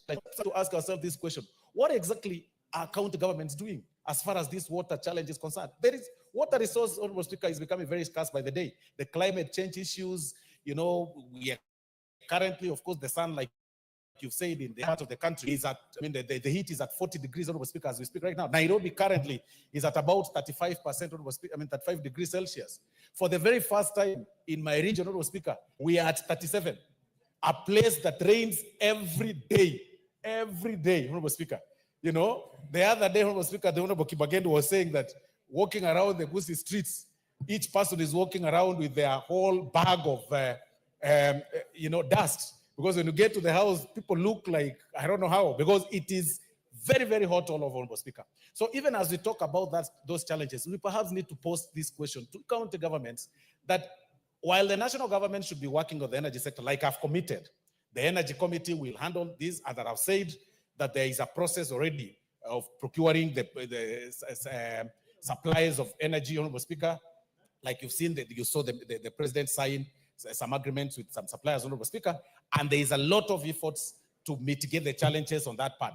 But on the water, Honorable Speaker, we need to pose this question to the right people. Nairobi, there is a challenge of water. Northeastern, there is challenges of water, Honorable Speaker. Gusii, in all the counties, there is a challenge of water. So we really do not know whether this responsibility, or rather the water issue, should revert back to national government for easier management, or remain in the county government. Because that really, Honorable Speaker, may not really require the hardship allowance per se, or the hardship amount per se, money per se. It is actually the prerogative of the county governments to handle that. But instead, they've chosen to spend this money in other to spend this money in other means, or rather in other forms, Honorable Speaker, through putting in unreliable or unnecessary projects, Honorable Speaker, including moving around in convoys, Honorable Speaker, and carrying goons and having 50 vehicles, Honorable Speaker, on the way, and hiring cheering squads in functions. Nowadays they even have hired squads, Honorable Speaker, to attend their functions. They have a group of 200, 300, every governor, and this is very particular, every governor has got a group of about 300 or 400 people on payroll that they move around with, and they tell them to stand or sit in some strategic position just to clap whenever they stand to speak, whether in barrios, whether in churches. That is exactly what they are doing, instead of putting this money in the right place. It is very unfortunate, very, very unfortunate. Sometimes they even direct the people in the county inspectorate, Honorable Speaker, to move around the county, to move their uniforms. Responding to points of orders that were raised, but okay. Otiende Amoro, proceed. Mr. Speaker, mine is a procedural point of order. And I appreciate the 2 points of order were raised, and you've given the majority whip an opportunity not to respond, but to promise to respond. But now the majority whip is taking us on a lecture session of Kisi politics. How is that relevant to the 2 points of orders that were raised? And yet, Mr. Speaker, my substantive point of order is this. What's your substantive? We are 2 hours into a session. We have not come to the first substantive business for this afternoon. And some of us here came for a very specific reason. Mr. Speaker, order number 10 is an order on the NADCO. And it's a report that concerns matters of concern to these citizens, including security. As I speak here today, Mr. Speaker, this morning, I woke up to have lost 5 of my constituents. 5 ladies were buried alive, including a young girl of 27 years who is a graduate.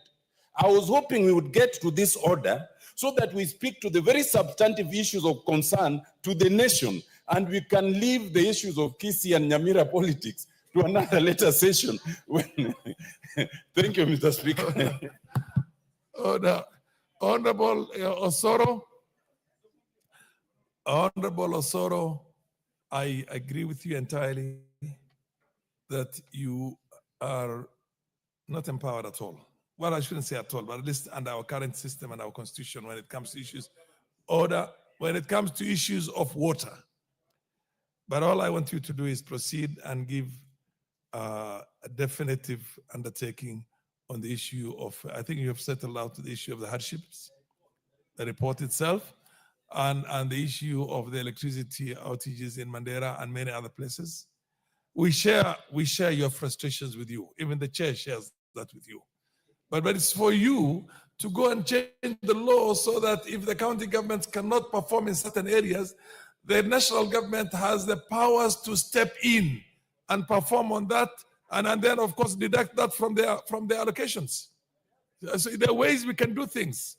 But it's not just to stay here helpless and say it's the county government and they're not doing anything. And I think in the National Assembly here, the House needs to be powerfully proactive for the House to come up with the definitive solutions to the problems that are there. Everybody shares with you the frustrations of the county governments. Actually, if there's going to be a referendum right now on whether the county governments should be maintained the way they are, majority of Kenyans are going to vote in a manner that's going to shock everybody. But then proceed and give a definitive undertaking right now on the issue of the how soon you can have that report in here, or how soon you can report back on the report here, and on the issue of when you're going to engage Kenya Power and Lighting on the issue of the power outages in Mandera and all the Muslim areas right now in this Ramadan period. Proceed. Thank you very much, Honorable Speaker. Honorable Speaker, I really do not want to wish to correct or rather to respond to what Honorable my planet. Leave the senior counsel alone. Because both me and you are legal minds. He's a senior counsel, so just he's done the same mistake that he's actually accused me of. while raising a point of order, Honorable Speaker, he's mentioned his constituency, which was unrelated to this issue. He's So an we should elder in the actually field, is allowed to make certain small mistakes. So proceed. Thank you very much, Honorable Speaker, and he should leave the Radiata politics out of this when we respond to these questions.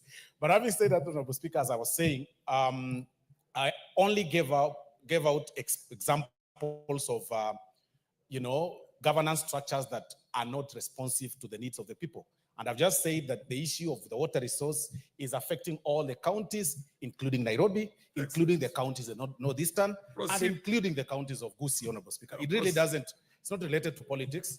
And what I would say in that line, Honorable Speaker, is that we perhaps need to push the national government to find a way to work along with the county governments, especially where they are totally incapacitated, especially on the water resource, Honorable Speaker, because they've totally failed.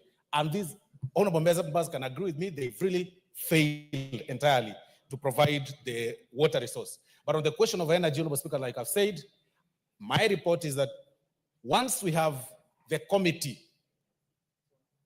constituted tomorrow, latest Thursday, Honorable Speaker, we perhaps give ourselves about 7 days when they go for elections for their new chairman, and then they'll come up with a structure of maybe the itinerary and the way they want to work, and get the report brought, or rather table the report once they're able to finish with their line. In the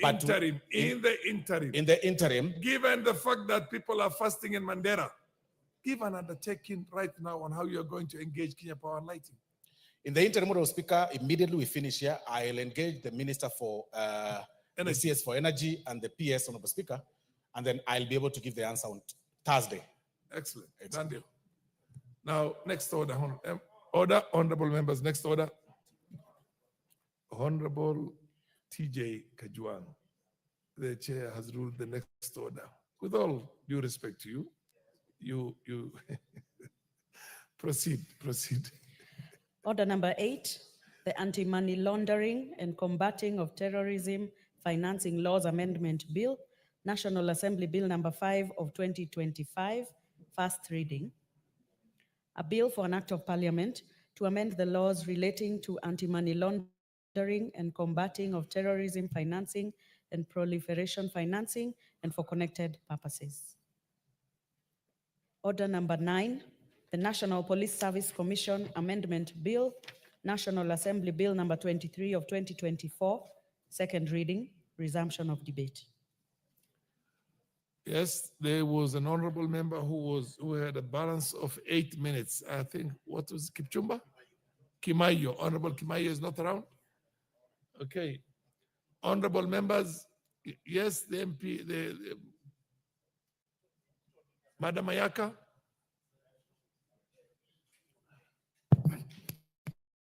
Thank you, Honorable Speaker. Honorable Speaker, Your intervention. Order, he's on a point of order. The Honorable Murugara. Okay, fair enough. Okay, proceed. Yes, Mayaka, proceed. Thank you, Honorable Speaker. Honorable Speaker, I stand to support this. We have 1 hour, 2 minutes on this bill.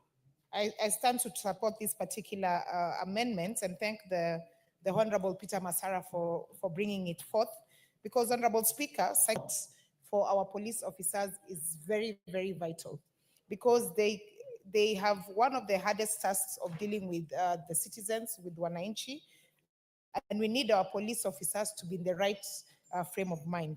Honorable Speaker, I like the fact that this particular bill will assist in, among other things, ensuring that there's valuable guidelines to our police officers in terms of stress management. And this will also help them to be able to cope with different situations that they are presented with, and also even for their personal development. Because, Honorable Speaker, we don't want to assume that when they are conducting the services that they do give us out there, that the police are not normal human beings. They are normal human beings, and therefore we have to ensure that they always have adequate psychosocial support while doing their job. Honorable Speaker, one of the recommendations that I'm seeing here is also the fact that this particular support should be able to be divulged to different county levels And actually, Honorable Speaker, this would even be more beneficial to them if it goes right down to the police station, so that they're able to, anytime they want these particular services, then they're able to access them. Honorable Speaker, some of the advantages that will really help in this is because of their mental strength, because mental strength is very important. Secondly, self-esteem. And Honorable Speaker, even as we say that we want to give them this kind of support, we also need to more frequently to be rewarding and recognizing our police officers. Honorable Speaker, we have very few memories of police officers who have done fantastic jobs in this country. Like, for example, I remember my brother Josh Monari, who was given HSC by the president because of what he did in Westlands when he tried to waylay thieves who are going to distress people. Honorable Speaker, we've also seen that police are very human. If you go to TikTok now, we have a lot of police officers who are very popular. We have the famous Solomon Kiragu, who is known for dancing Bora to Enjoy by Diamond, if I may quote. And he's become very popular. The people around where he serves them love the guy because they associate with him, they feel like he's one with them. And these are some of the things that it is coming from him. It is his own self-esteem. But we need to go further than that and ensure that our police are well taken care of. And Honorable Speaker, social support does not just mean the clinical aspects of it. This is also in terms of just motivating them, in ensuring that their leadership is always present to ensure that the police are not just doing their job on a routine basis. And therefore, Honorable Speaker, this particular amendment, because it's very brief and I don't want to take a lot of time, it has full support. I hope that we will actually ensure that it is implemented, that this is not just paperwork that we are doing, but that actually there'll be proper action to ensure that our police have access to this very important support. With those very few remarks, I support and I thank you. Yes, what's your point of order, TJ Kajwang? Mr. Speaker, with due respect, this motion has been debated for 2 hours. It was debated last week, and we have also opened it right now. Yeah. 2 hours, and there is a balance of just about 1 hour or so. If you check from the Hansard, Mr. Speaker, more than 20 speakers have spoken on it. Would I be in order, Mr. Speaker, to call for you to ask the mover to reply? Because it has been very exhausted, and the issues are in the Hansard, and there are several motions which are lined before us. Some of them are very weighty. Honorable Honorable Kajwang, right behind you, there's a member who's interested. In that group, there are members who are interested. Here, there are members who are interested. The rules are very clear. The chair exercises that discretion, but also make sure, order. Also make sure that the democratic rights of certain minority is not muzzled. So, Honorable Murugara, proceed and contribute on the bill. Thank you. Thank you very much, Mr. Speaker. Mr. Speaker, yes, I agree with the Honorable TJ that most of the members of the House have actually agreed and supported this bill. But it's also important that we today, because that was then, we also voice a bit of support before we move to the next very important topic or matter on the order paper for this afternoon. Mr. Speaker, allow me to thank the Honorable Masara, because Honorable Masara must have sat down and thought about this bill. He thought through it and he came up with these very, very important provisions, which he wants they be introduced to the National Police Service Commission Act. Because most of the time, and this is becoming very frequent, that when somebody is employed, everybody thinks a favor has been done to that person, and therefore he should go out there, work, and take care of himself, his family, and anybody else who depends on that person. Nobody sits back to ask how that person is going to work, under what conditions he's going to work, and how it affects that person's mental health. And this applies principally to our police officers, and by extension, to other forces that are disciplined. We've just seen soldiers coming back from Somalia, where they were on a peacekeeping mission, and most of them are in a deplorable state of mind. They've lost it. They've come back as very violent persons who have to be rehabilitated so that they can come back to the normal life of a society. We've seen our police officers all over. Some of them have to be taken to areas which we consider to be hardship. And because they're not used to that kind of life, when they come back to their villages, people think they are mad.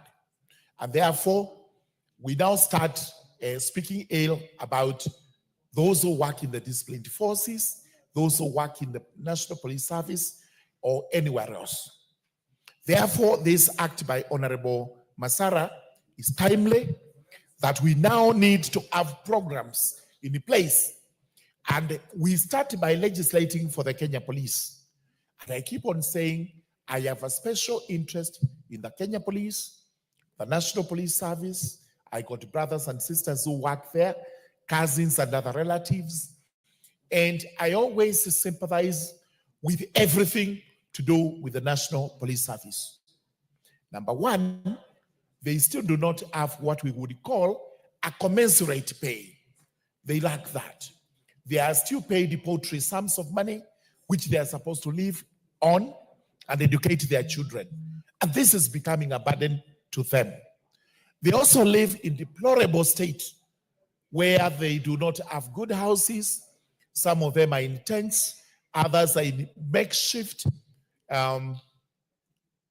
houses where they share a number of families into one room. This is deplorable. So this affects them. And this is why now we have these two sections being introduced by Honorable Masara, that the commission is now under an obligation as a function of the commission, the National Police Service Commission, to establish psychosocial units and formulate programs to promote the mental health and well-being of police officers. From time to time, we have these police officers who require rehabilitation. Some of them have ended in Mathare, and Mathare Hospital is not a rehabilitation center. In fact, it demeans them to take them there because we think they got mental illness. So the police now have to, under the new Section 12A, provide officers with resources for purposes of their mental health. And let nobody ask where these resources will come from. I can assure this country is not as poor as many people think. It's only that sometimes we are questioned how we apply our resources. Whichever way and whatever we do with those resources, let us apply some of those resources to our police officers so that they are given resources to make sure that they do not lose it when they are working. Number two, they shall in every county establish well-equipped centers in offices, camps, training colleges, and communities for police officers to receive the psychosocial support. That from time to time, policemen are human beings.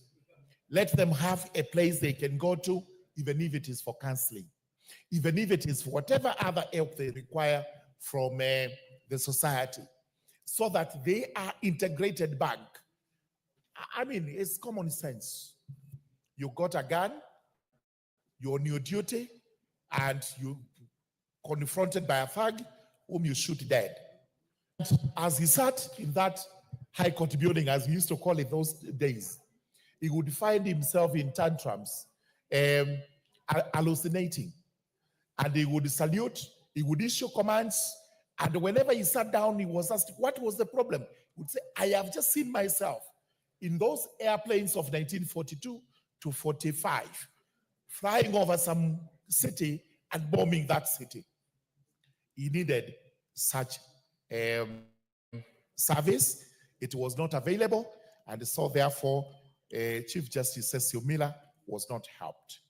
In fact, it's not just for the disciplined forces. Let's extend this to all our civil servants, and especially those who work in hardship areas, where life is not as normal as it is in other areas. Let's have a way of trying to help them so that they are integrated back into the society to become better persons. And those areas include my own constituency, Tharaka. It's a hardship area. The police officers who go there do not earn any hardship allowance. The civil servants who are there do not earn any hardship allowance. And this is why I was taking it up yesterday to ask, why should Tharaka, for purposes of its civil servants, just like it has done to teachers through TSC, they receive a hardship allowance, as it has happened to judicial officers through JSC, they receive a hardship allowance. Let us also have civil servants in the Tharaka constituency, in the Egambangombe sub-county, receiving hardship allowances so that they are able to work better in the country. With those remarks, I beg to support. The Honorable Matuse, I see your name here. Are you here for something else, or you want to contribute on Mr. this? Speaker, I was in support of the call by the Honorable TJ for the mover to be called to reply. The Honorable Basil.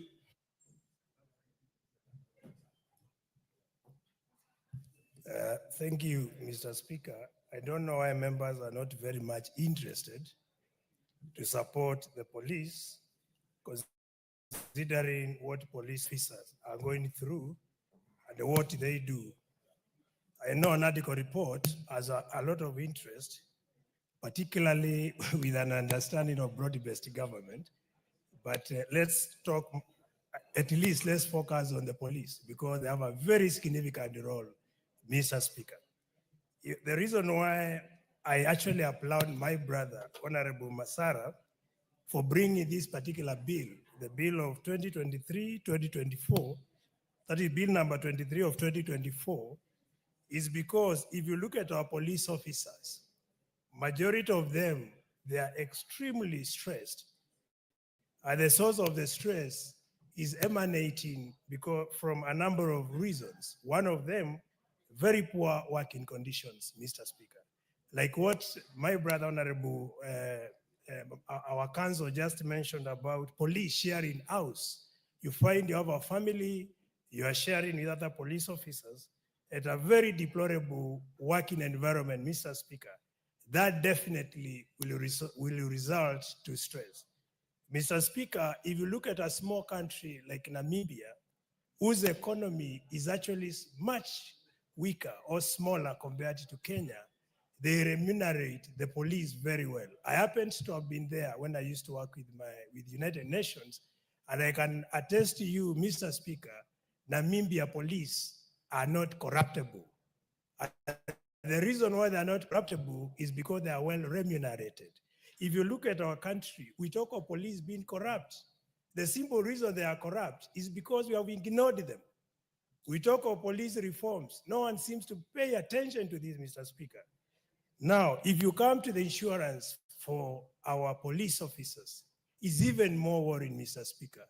We have security officers who serve as our guards at our homes. I mean, for those who have bodyguards at home, particularly senior members, but also when we go with police officers, you get very shocking information from our officer, Mr. Speaker. Imagine your officer goes to, a family member of your security bodyguard going to an hospital, and the insurance the officer has is dishonored by the hospital, Mr. Speaker. How do you expect such a person to effectively discharge his or her duties, Mr. Speaker? And these are some of the reasons which are contributing to serious stress. And we say we should not cure symptoms by looking at the cause. So as much as we come up with programs to support psychosocial well-being of our police officers, we must factor what is contributing to these stress, Mr. Speaker, and that is where the rock or where the whole issue starts from, Mr. Speaker. Importantly, if you look at our police officers, Mr. Speaker, now we have an increased cost of living. Of course, you'll be talking of the finance bill, the new taxes.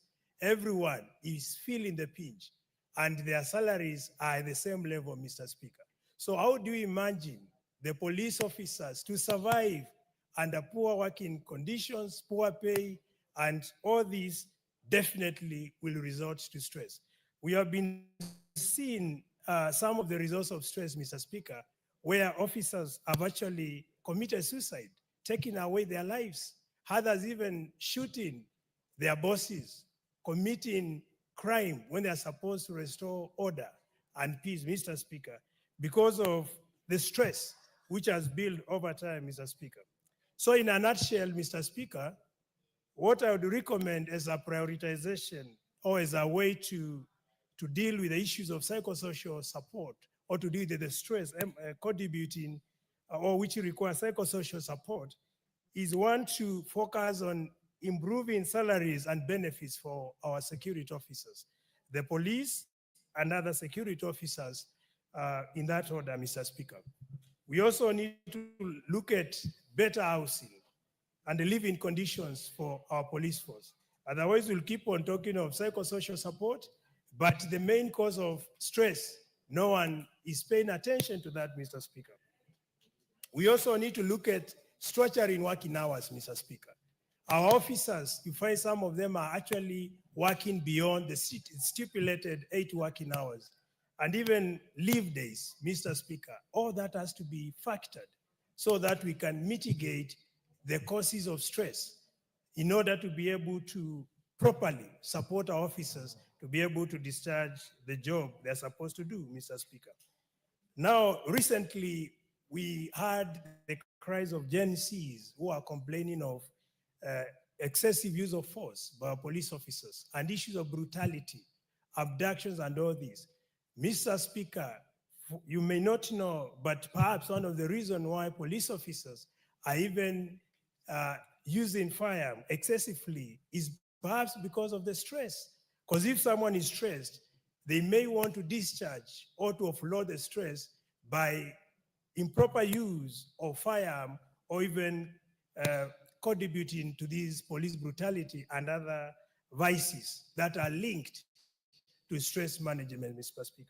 So to be, for me, before I submit, Mr. Speaker, I would recommend that proper stress management training need to be initiated, targeting police officers across the country, and more so, if possible, also look at the other discipline forces, those who are working at the borders, etc. So with those few remarks, I submit, Mr. Speaker, and I'm ready to work on amendments to that effect. Thank you, Mr. Speaker. Thank you, and well said. The member for Siaya County.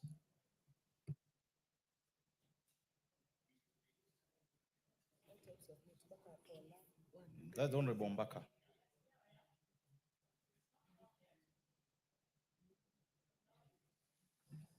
Thank you, Mr. Speaker, for giving me this opportunity. My contribution is going to be very short, but it's a story.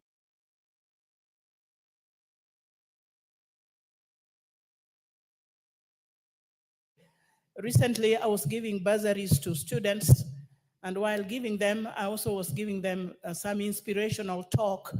I told them that there are many opportunities they have in life for those who want to become doctors, those who want to become pilots, journalists, and all that.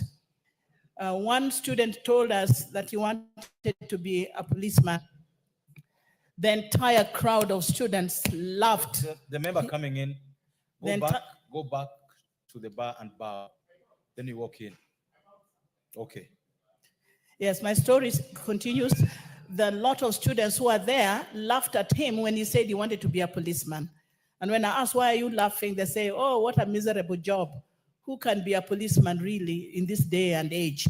They laughed at him because they associated the position of a policeman as one of suffering, one where people are poorly paid, people are working under difficult circumstances, poor remuneration, they live in very poor and deplorable housing. And the entire story about policemen emerged during that time. The picture that came out was that nobody wants to become a policeman simply because of the suffering and the degradation of their lives that we are seeing today. I therefore support this bill because the whole world, the whole country knows that a policeman suffers psychologically. They even told me that how can you be a policeman when you carry a gun and you can kill yourself? So many have killed themselves, so many have committed suicide, so many have killed their children and their families because they are stressed, they're going under psychological trauma. And so the image of a policeman is so negative, is so bad. I will still recommend that a lot must be done for them as part of police reforms. We not only need to increase their salaries, but their living conditions are so shameful, is so bad, because they're just single rooms which are built with tins and they're very old and there's no water around. It is terrible. And I recommend also that wherever they are working, where they stay, even entertainment should be introduced. They should have some form of entertainment for them to relax after a hard day's work. They need to relax, chat, and play some games to make them feel that they are part and parcel of human life, because that is also part of therapy, is part of treatment. When they are going through stress after a hard day's work, they need to sit somewhere with each other, chat, and play some games, some darts around. They can play football, they can watch television or films. Let them have some comfort where they are working. So far, that is not even thought of. Policemen are not even promoted. They complain so much, and you can understand the situation under which they are going through. They are in the streets, controlling vehicles the whole day, in the rain and in the sun. Nobody gives a damn. And so I will support this bill because it is for the good of our security team, the police, that need to be sorted out so that psychologically they are made human. They feel like everybody else, they are on equal terms, and they are treated much better, and better than the way they are currently being treated. That way, they will serve us better. Thank you for giving me this opportunity. Well said. Members, join me in welcoming and recognizing the presence of the students from St. Thomas Aquinas Chani Secondary School, Mkibwezi West, Makueni County. They are seated in the public gallery. You do that by stamping your feet. The member for Baringo, the Honorable Ecomas, is this your constituency? Or is in the general area? Give Ecomas 1 minute. Mr. Speaker, Chad is in the neighboring Kibwezi East constituency, but allow me on my own behalf and on behalf of the Honorable Jess Kambalo, because Kibwezi constituency was once one and we remain the same people, to welcome the students of Chani to the House of Parliament, where we debate, make laws, make policies appropriate for their own learning and for the well-being of the people of Kenya. Karibuni sana bunge. Thank you. Now for Baringo. Thank you so much, Mr. Speaker. And I also want to take this opportunity to support this amendment bill by my friend and colleague, Honorable Masara, on National Police Service Commission, which is on specifically on psychosocial support and mental health in our police force. Mr. Speaker, if you keenly listen to what members have contributed, you realize all of us are in agreement that we need a lot of attention given to our police force, specifically on the problems they go through every day. But if, on the other converse, you realize that I think everyone needs this mental support or psychosocial support, specifically people who work in government and people who give services, specifically public service. And for police, I want to specifically single out women police. It is so hard to be a policeman in Kenya. It's so much work to be and work as a policeman. You work day and night through shifts. Many times you don't have a lot of leave days. But being a woman police is actually the bigger challenge.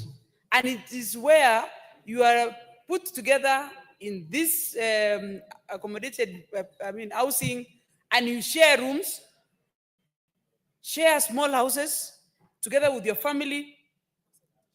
You have poor sanitation. The amenities within that place is very pathetic. If you visit them sometimes, because I have one relative that I've ever visited, and you realize they only share and they partition these rooms and houses using curtains. So whatever happens there, whether people are quarreling, whether people are fighting, or whatever thing my honorable colleague is telling me about conjugal rights, Honorable Betty Maina, and it is becoming a problem because this is a problem that all of us understand. And when you listen to policemen, much as they cannot tell you most of these problems, they always go through a lot. Mr. Speaker, every time you wake up at 5 a.m., if you are a early riser, you'll always find a policeman already on the road, pushing out jam and controlling. When you go when we go as members of parliament to high-end or dignitary events, policemen you will always find them already in the venue or in the place, and you will always leave them. And these are people who have decided, and they always dedicate themselves fully. This psychosocial support, as much as other departments also might need it, but singling out this police is that they are going to be of a very important to their day-to-day life. And again, I am also looking through the amendment. I don't think it's also going to be so good for us to put aside a small area where they'll be taken when they have problems or when they have these social mental issues. Because when you isolate them again, you generally give them, probably create more problems. But we will need to create an environment where it is equally, accommodative, so that when you have a problem, you are able to talk to your colleague or your this desk within the jurisdiction of your workplace, and also where you stay or where you live. And they are also taking care of their families, because when you are a policeman and you are transferred very far from your home or where you are not able to meet with your parents, and like any other public service, it is also very important because police handle different situations, like dead bodies. You are just graduated from police, and the first instant is to be sent to areas where there is criminality, like you're handling bodies, probably in a morgue. You have never accident scenes where you are just asked to go and pick bodies. Sometimes you find the people you are probably these bodies is probably people and you might not have to go somewhere else or get an opportunity to express the feelings you got through when you are handling these situations. And specifically for women police, if you look at the way they, when they change their uniforms, sometimes I don't know whether their regulations in terms of uniform is also considered, because sometimes policemen, if you check clearly, most of them don't even have, complete uniforms. And you find torn shoes, sometimes very torn clothes. And because it is uniform that they must do every day, those are things that might probably contribute to lack of confidence and lack of, giving themselves this ability to work indiscriminately. And that one causes issues like corruption. So that's why they go around and collect some few coins and fees around and rent taking so that they can take care of the little remuneration they get through. Otherwise, Mr. Speaker, I want to say this is a very important bill, and it should not only stop at police, it should also stop in other departments of government, that is public service, so that you can have this as an ambience and good services given to people. The other day, I was very happy to see DIG and DIG, the IG, giving out flowers on the streets during Valentine's Day. It was a good gesture. That these are people who are part of us in the society, and we need to support them more. Thank you, Mr. Speaker. Well said. Next on the board is the member for Busia.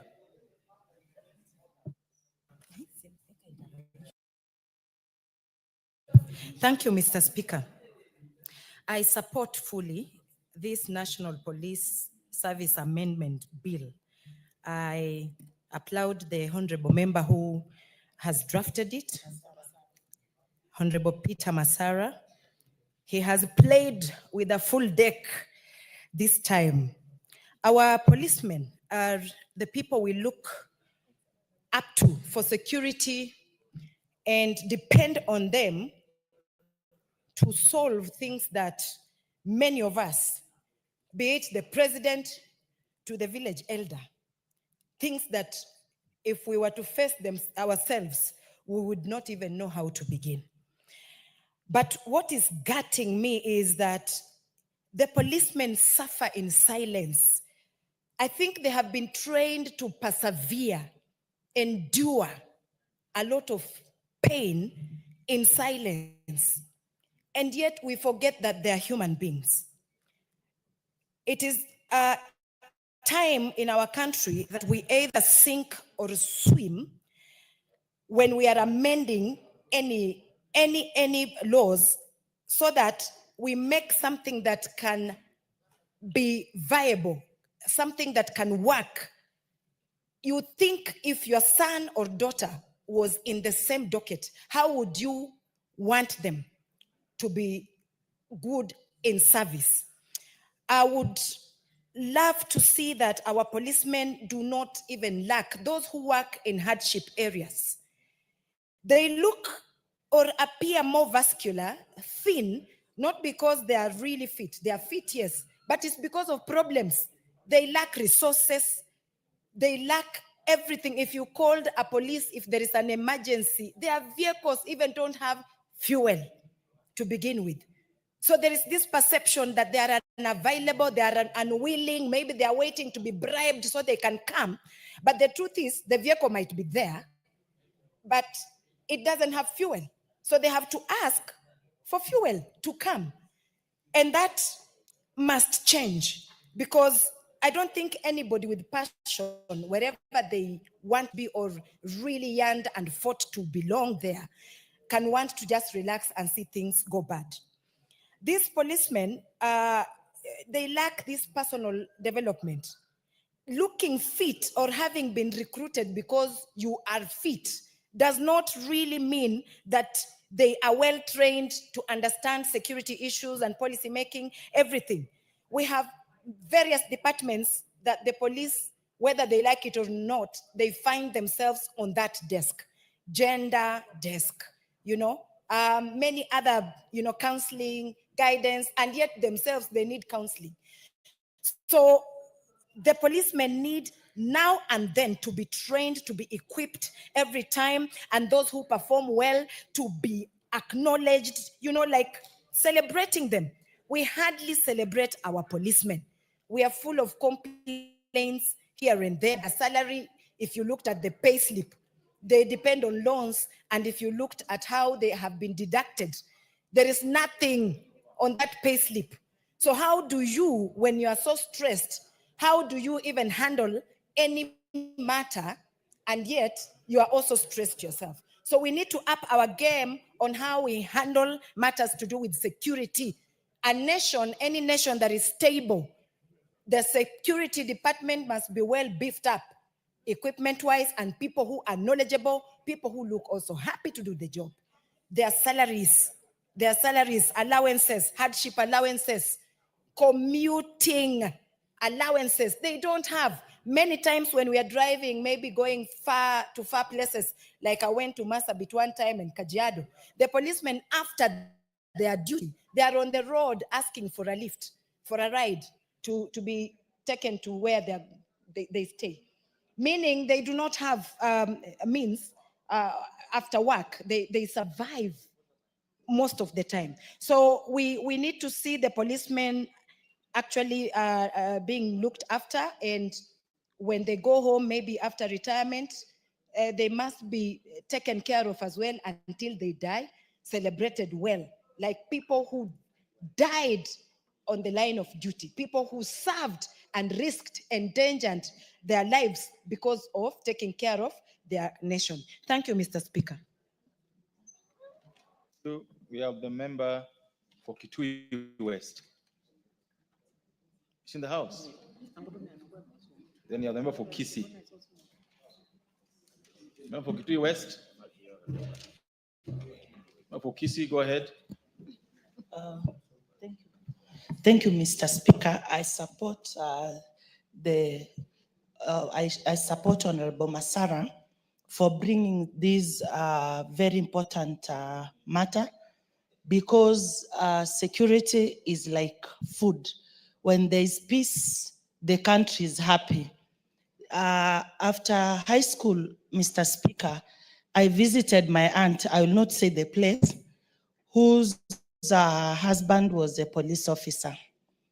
I honestly didn't like where they sleep, because any activity which was happening at my auntie's place, any activity, you hear what I'm talking about, it could be heard in the neighborhood, Mr. Speaker. You have the children, yeah, the kids are sleeping in that house. Then in the morning, they're asking. Honorable Buyer, what's out of order? What's out of order? She didn't say much. She just said any activity. Honorable Speaker, you know, activities have names. And, you know, this is a house where you put proper records, specificities, and, you know, things that, so please tell us, what are these activities that make police officers' homes not, for people not be able to sleep? Please. Thank you, Yes, thank you, yes. thank you, thank you. No, Thank you. the honorable member has a choice of words to use, and she's already said she didn't like the situation. So I think it makes it even worse if you're going to ask a member to go on and start describing what she calls activity. But Honorable Donya, you have the choice to proceed to argue your case the way you like it best. Honorable Bayer doesn't know that Donya says, as it is, conjugal rights. Is that okay with you? Because they're not, no one says that they're not supposed to do it. It's an activity. Yeah. So thank you very much. That's my cup of coffee. So today, anyway, Mr. Speaker, you can imagine kids are The like, member walking to the chair. That is not your place to walk in, because there's a member speaking. You should never be between a member and the speaker. Would you please just go back and walk behind her? Or Ben. Thank you. But it's like he's seated. Oh, thank you, Mr. Speaker. You know, I was explaining that children are like a magnet. They tap everything. Why are you interrupting when I'm putting a very good message for our police officers? Now, Mr. Speaker, if we could even improve where they stay, we have the affordable housing.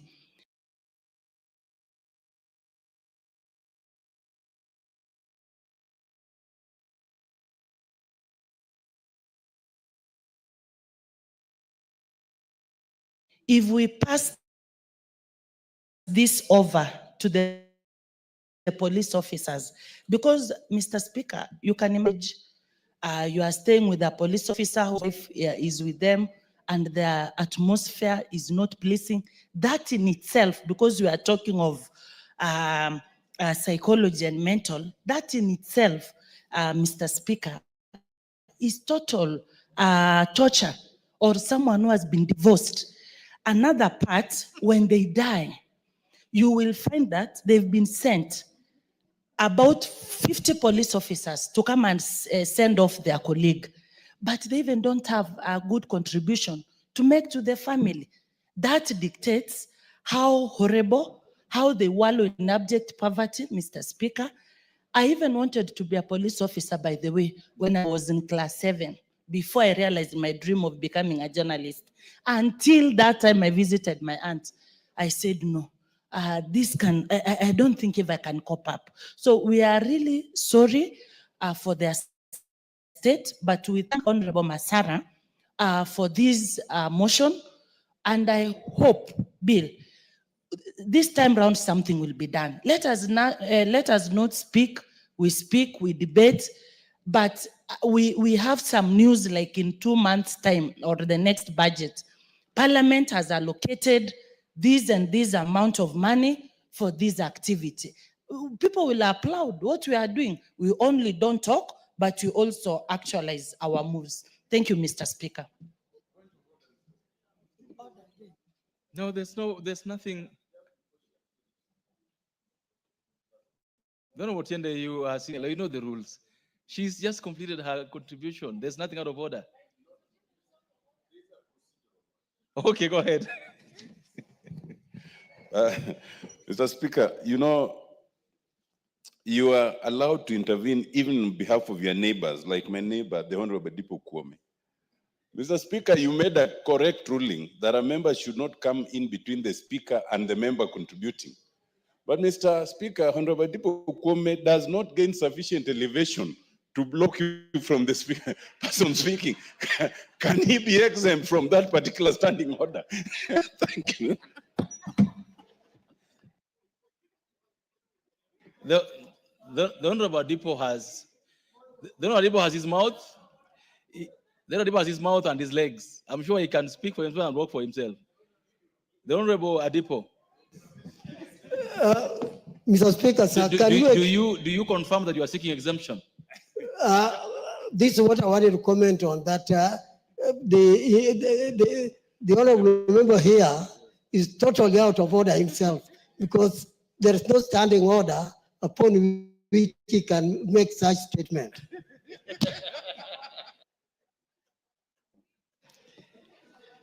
The member for Kisi, what the Honorable?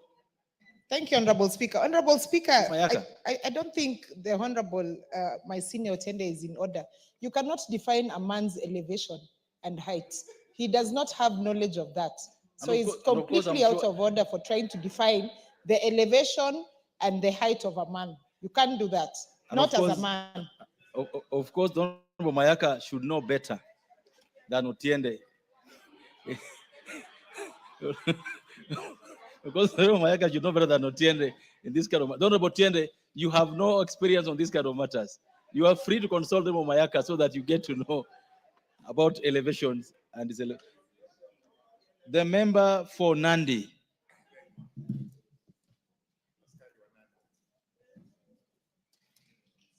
Thank you, Honorable Speaker, for giving me an opportunity to support this amendment to this bill, and I appreciate the Honorable Member, Honorable Masara, for having gone through this bill and having been able to accurately flag the inadequacies that are in this bill. Honorable Speaker, the mental health has been an issue that all of us are concerned about. We have been concerned for a very long time, and I'm glad that we are finally making the right decisions and actually doing what needs to be done for us to be able to sort it out. Honorable Speaker, the fact that this one has been anchored in law with the hope that the honorable members of this House are going to pass this amendment to this bill, we are then going to have a structured way and manner that we are going to deal with mental health issues, especially in the police force. And Honorable Speaker, we must also appreciate the kind of work that the police force does in this country. It does the job that all of us cannot do. They handle the cases and the situations that all of us do not have the capacity to actually handle. And it is only fair that we have, or we give them a platform where they can be able to deal with the issues and the things that they have had to deal with, the things that are very difficult and hard, Honorable Speaker.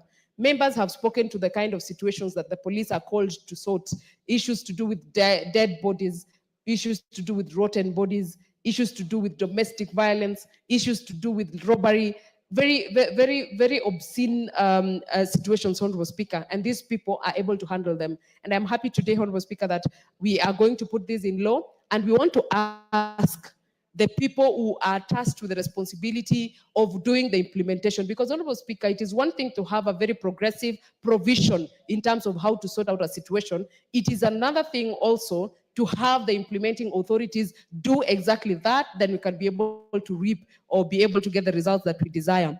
Honorable Speaker, it must also be noted that every 100 shillings invested on the well-being of an employee will be able to give that particular institution a profit, so to speak, Honorable Speaker, of not less than between 300 shillings and 500 shillings, Honorable Speaker. And this can never be an investment in vain, Honorable Speaker.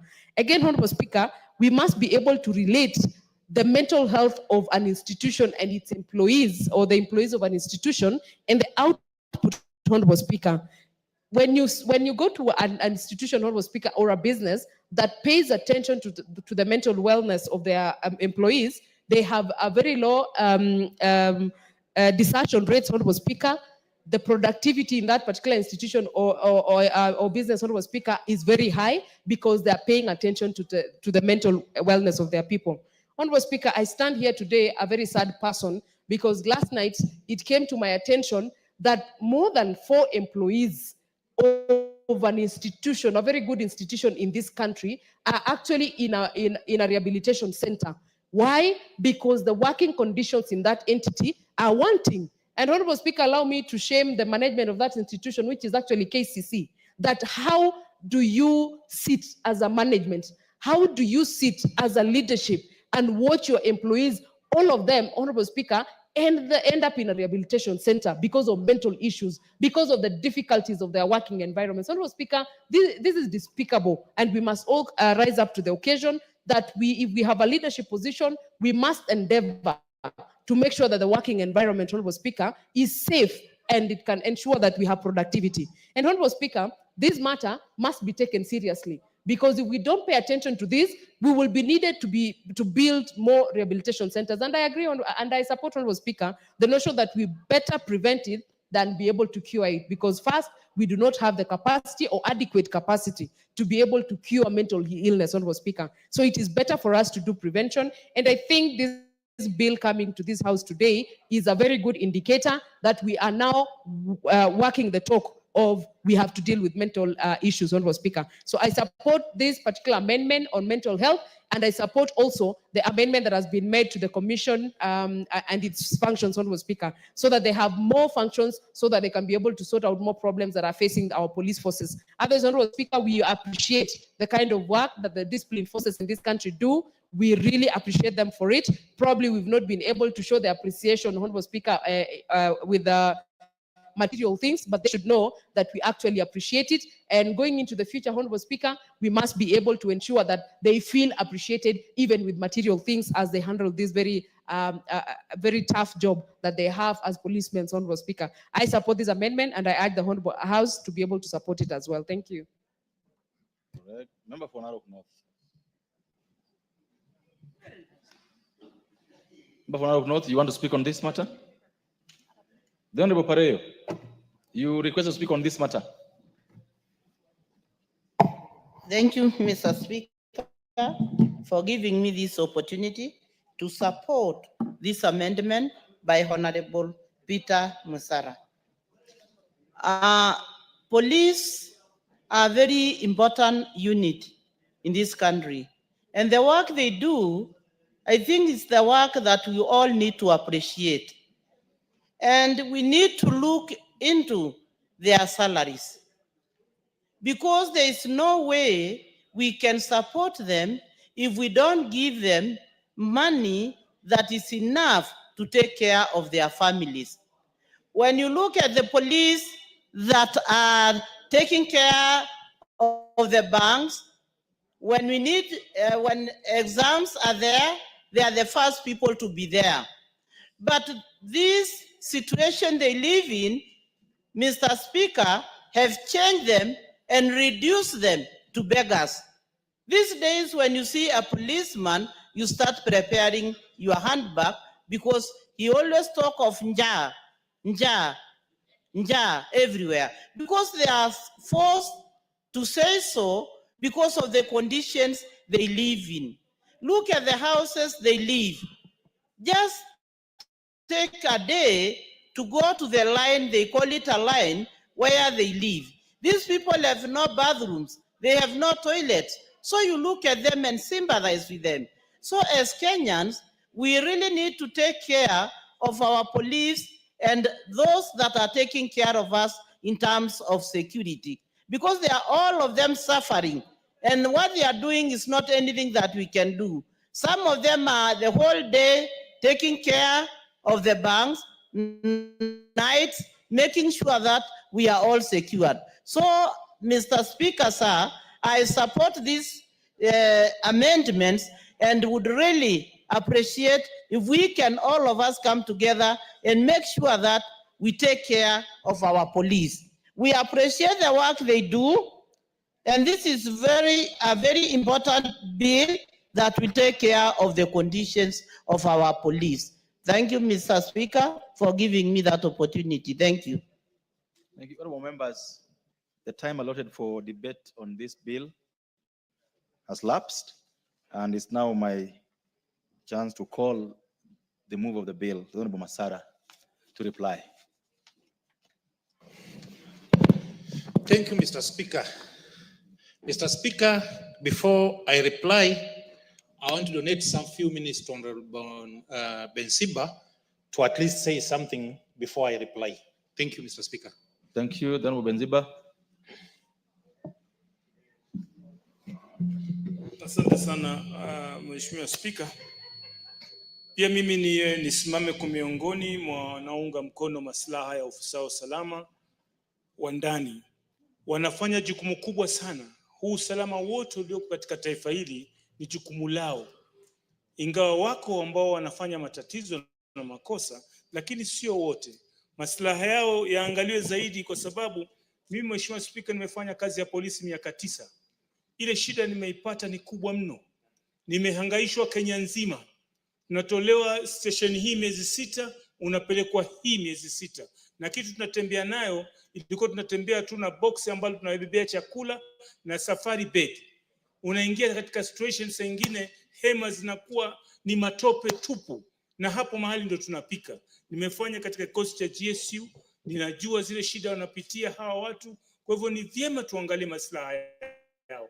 Bima lazima waekewe. Wanakwenda kule, wanapata ulemavu, wanarudi majumbani mwao, wanakaa wanateseka familia zao, watoto wao hawasomi vizuri, hamishwa hapa na pale. Wao wanajengewa shule ya college ambao ni ya police officers, wawe watoto wao wanaishi pale kwa uzuri, ili kusudi wao pia wana nafasi ya kufanya kazi kwa utulivu. Mheshimiwa Spika, wanaishi katika hali ngumu sana. Wanalala katika sehemu ambayo kuna gawanywa na nguo tu, leso katikati, moja yuko upande huu, moja yuko upande huu, na inafika wakati mmoja anapewa duty ya usiku, mwingine yuko pale, na sengine mke wake pia amemgurisha, amekaa hapo. Wewe utakwenda kufanya kazi namna gani? Si ndio hapo inatokea sababu wanapiga risasi ovyo. Kwa hivyo Mheshimiwa Spika, ni kweli hawa watu lazima waangalie maslaha yao, na wao pia wafanye uaminifu kwamba wananchi wakubali, wakishika mtu wajue kwamba huyu kweli ameshikwa ana makosa. Kwa hivyo Mheshimiwa Spika, nimesimama na mshukuru ndugu aliyeleta hili swala hili kwamba anaangalia maslahi.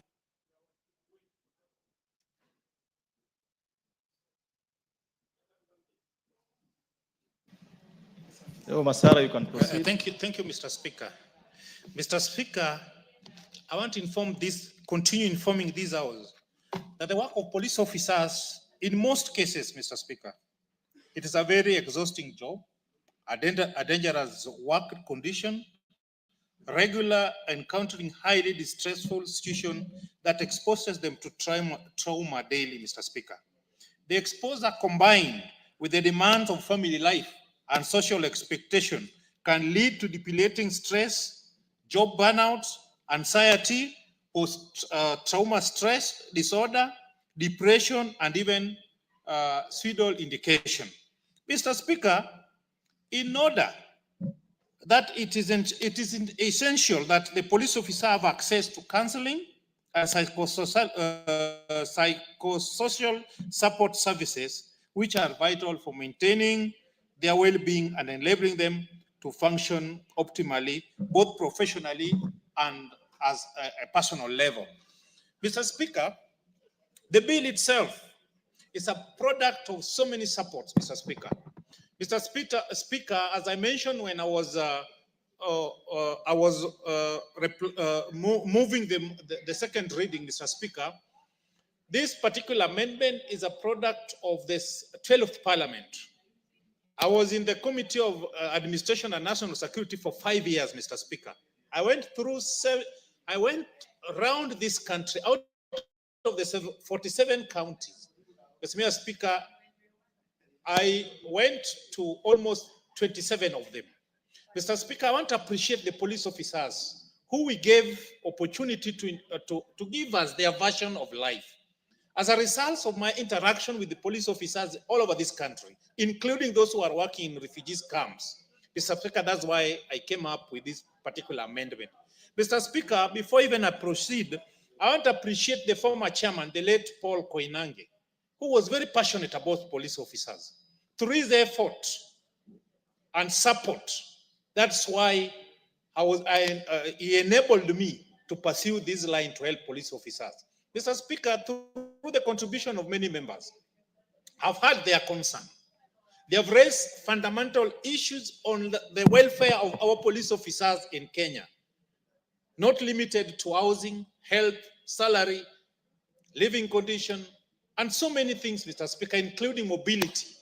Mr. Speaker, but what I want to say is that I want to encourage members that let us fast track this bill, because despite those challenges, when you have a sound mental health, you can navigate. But with all those problems the police officers are facing, when you add also to mental issue and psychological issues, it becomes a disaster. Mr. Speaker, I want to take you through a report of Health Task Force of 2020. There's a very serious report. The content of that report is indicating that in every 10 police officer, one has a mental issue. In every 10, one has a mental issue. That means you may not know if your bodyguard has a mental issue. You may not know that your OCS is having a mental issue. You may not know the OCPD. You may not know who is having this mental issue, because based on this report, in every 10 officer, one is having a mental challenge. What is the remedy? The remedy is to fast track this particular amendment to the National Police Service Commission Act, so that it can be a mandatory mandate of the National Police Service Commission to institute or to initiate a psycho support centers in every county. Honorable Speaker, the original version of my amendment was to establish a psycho-social support center in every divisional headquarters. But because of the financial consent of this country, we said it is better we start it at the county level, so that progressively in future, they can be introduced in every divisional headquarter, and eventually, if possible, to every police station, Mr. Speaker. Mr. Speaker, I want to say that also, just based on that report of mental health task force for 2020, the report is indicating that it represents various psychological trauma stress disorder, which represent in various disorder and deviance like assault. In assault, they assault 14%, that's according to the report, murder 30%, suicide 90%, and homicide 17%. Mr. Speaker, such a report is worrying. Therefore, I want to ask members of this particular August hours, will be remembered, even if we have left these hours, if we can fast track such important bills to be enacted into law, so that we can help our men and women in uniform. Mr. Speaker, sometimes last year, I was so saddened when a very good police officer at Oruba Police Station just few meters from my home, committed suicide as a result of stressful life. Mr. Speaker, if we lose one officer, the kind of losses we make, the family, the wife, the children become orphans, the wife become a widow. We use extra money to train, recruit, and train other officers. We subject the families of the deceased to several issues even after the death, because even their benefits takes ages. I know of many police officers from my constituency who died long time ago, and the wife and the children cannot access their benefit. Mr. Speaker, to avoid such a situation, this bill needed to be enacted like yesterday. Therefore, Mr. Speaker, as I proceed, I want to appreciate all stakeholders, and I want to encourage, as we'll be proceeding to the third reading of this bill, Mr. Speaker, for members to read the committee report, the current Committee on Administration and Internal Security, led by Honorable Gabriel Tongoyo. Mr. Speaker, they really supported me. Mr. Speaker, the entire committee, the stakeholders, when we were meeting and I was giving my views and I read their report, all their recommendation was that this bill need to be enacted. Therefore, Mr. Speaker, I want to appreciate the clerk's office, the speaker's office, the legal teams, all my colleagues, my friends, those who contributed in one way or the other to ensure that this bill reach where it is today, that their support is really appreciated by myself. And I believe I've gotten a lot of calls from many police officers, or those whom I don't know even where they got my number, to appreciate what the contents of this bill. Therefore, Mr. Speaker, as we proceed, I'm requesting the House Business Committee to prioritize this bill so that it can go to the next level, so that even before the end of the next budget cycle, we have a bill so that the National Police Service Commission can have a mandate where they allocate money based on the law, not on the goodwill of those who are in office. Thank you, Mr. Speaker, and I have accepted and agreed that we can enrich this bill so that it can benefit the targeted group. Thank you, Mr. Speaker, and may God bless you. And in future, Mr. Speaker, I acquired a title doctor, so when you'll be inviting me in most occasions, kindly add it, because it's not something which can be taken for granted. Those who honored me with that will be very much happy if it is included in my identification. Thank you, Mr. Speaker. So Dr. Masara, end by saying, I beg to reply. Okay, thank you, Mr. Speaker.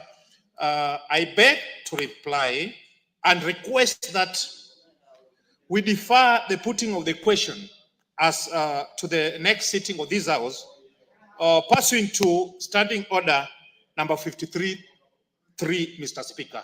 Thank you. Thank you, and well said, Dr. Masara. And all members, his request for deferment of putting the question on this particular bill for second reading will be deferred to the next time it's read in the order paper. Next order.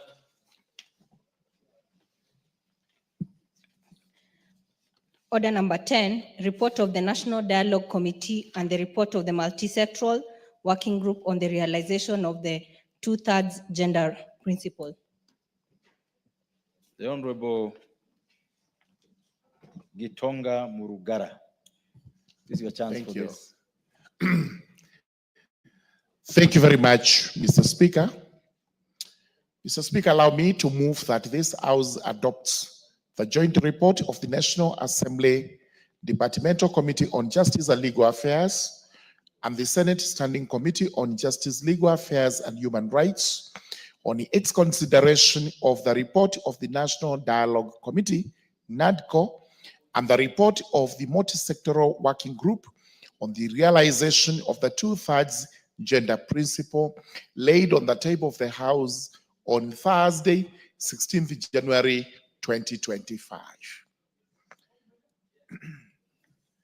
Honorable Speaker, the long-awaited NADCO report is now here with us and is ready for debate because the country is awaiting its outcome to possibly take certain steps in a certain direction on the political arena. So, Speaker, sir, the NADCO itself succeeded what was called the bipartisan committee, where the National Assembly and the Senate established a committee jointly to try and resolve the issues outstanding as at March, April 2023.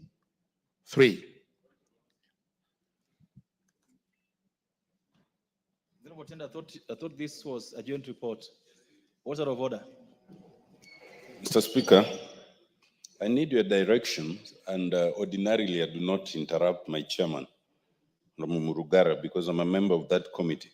But I did write to the speaker, the substantive speaker, a letter dated 27th February 2025, and I had hoped that the substantive speaker would have given some directions. If the substantive speaker did not give directions, then we may, or you may consider this, and I would still be happy if you pronounce yourself and we proceed. I brought to the substantive speaker's attention that the report that is being considered, the instant report, is a joint report of the National Assembly and the Senate. But Mr. Speaker, last year, a report had been tabled, which was also a product of our committee, the Justice and Legal Affairs Committee, which considered the very NADCO report and which submitted its report, which was tabled in this House on 9th October 2024. I had sought the substantive speaker's attention and direction on how we would then treat the two, and whether indeed it would not be in order that as we are considering the instant report, we can be allowed or indeed to look at the two reports jointly.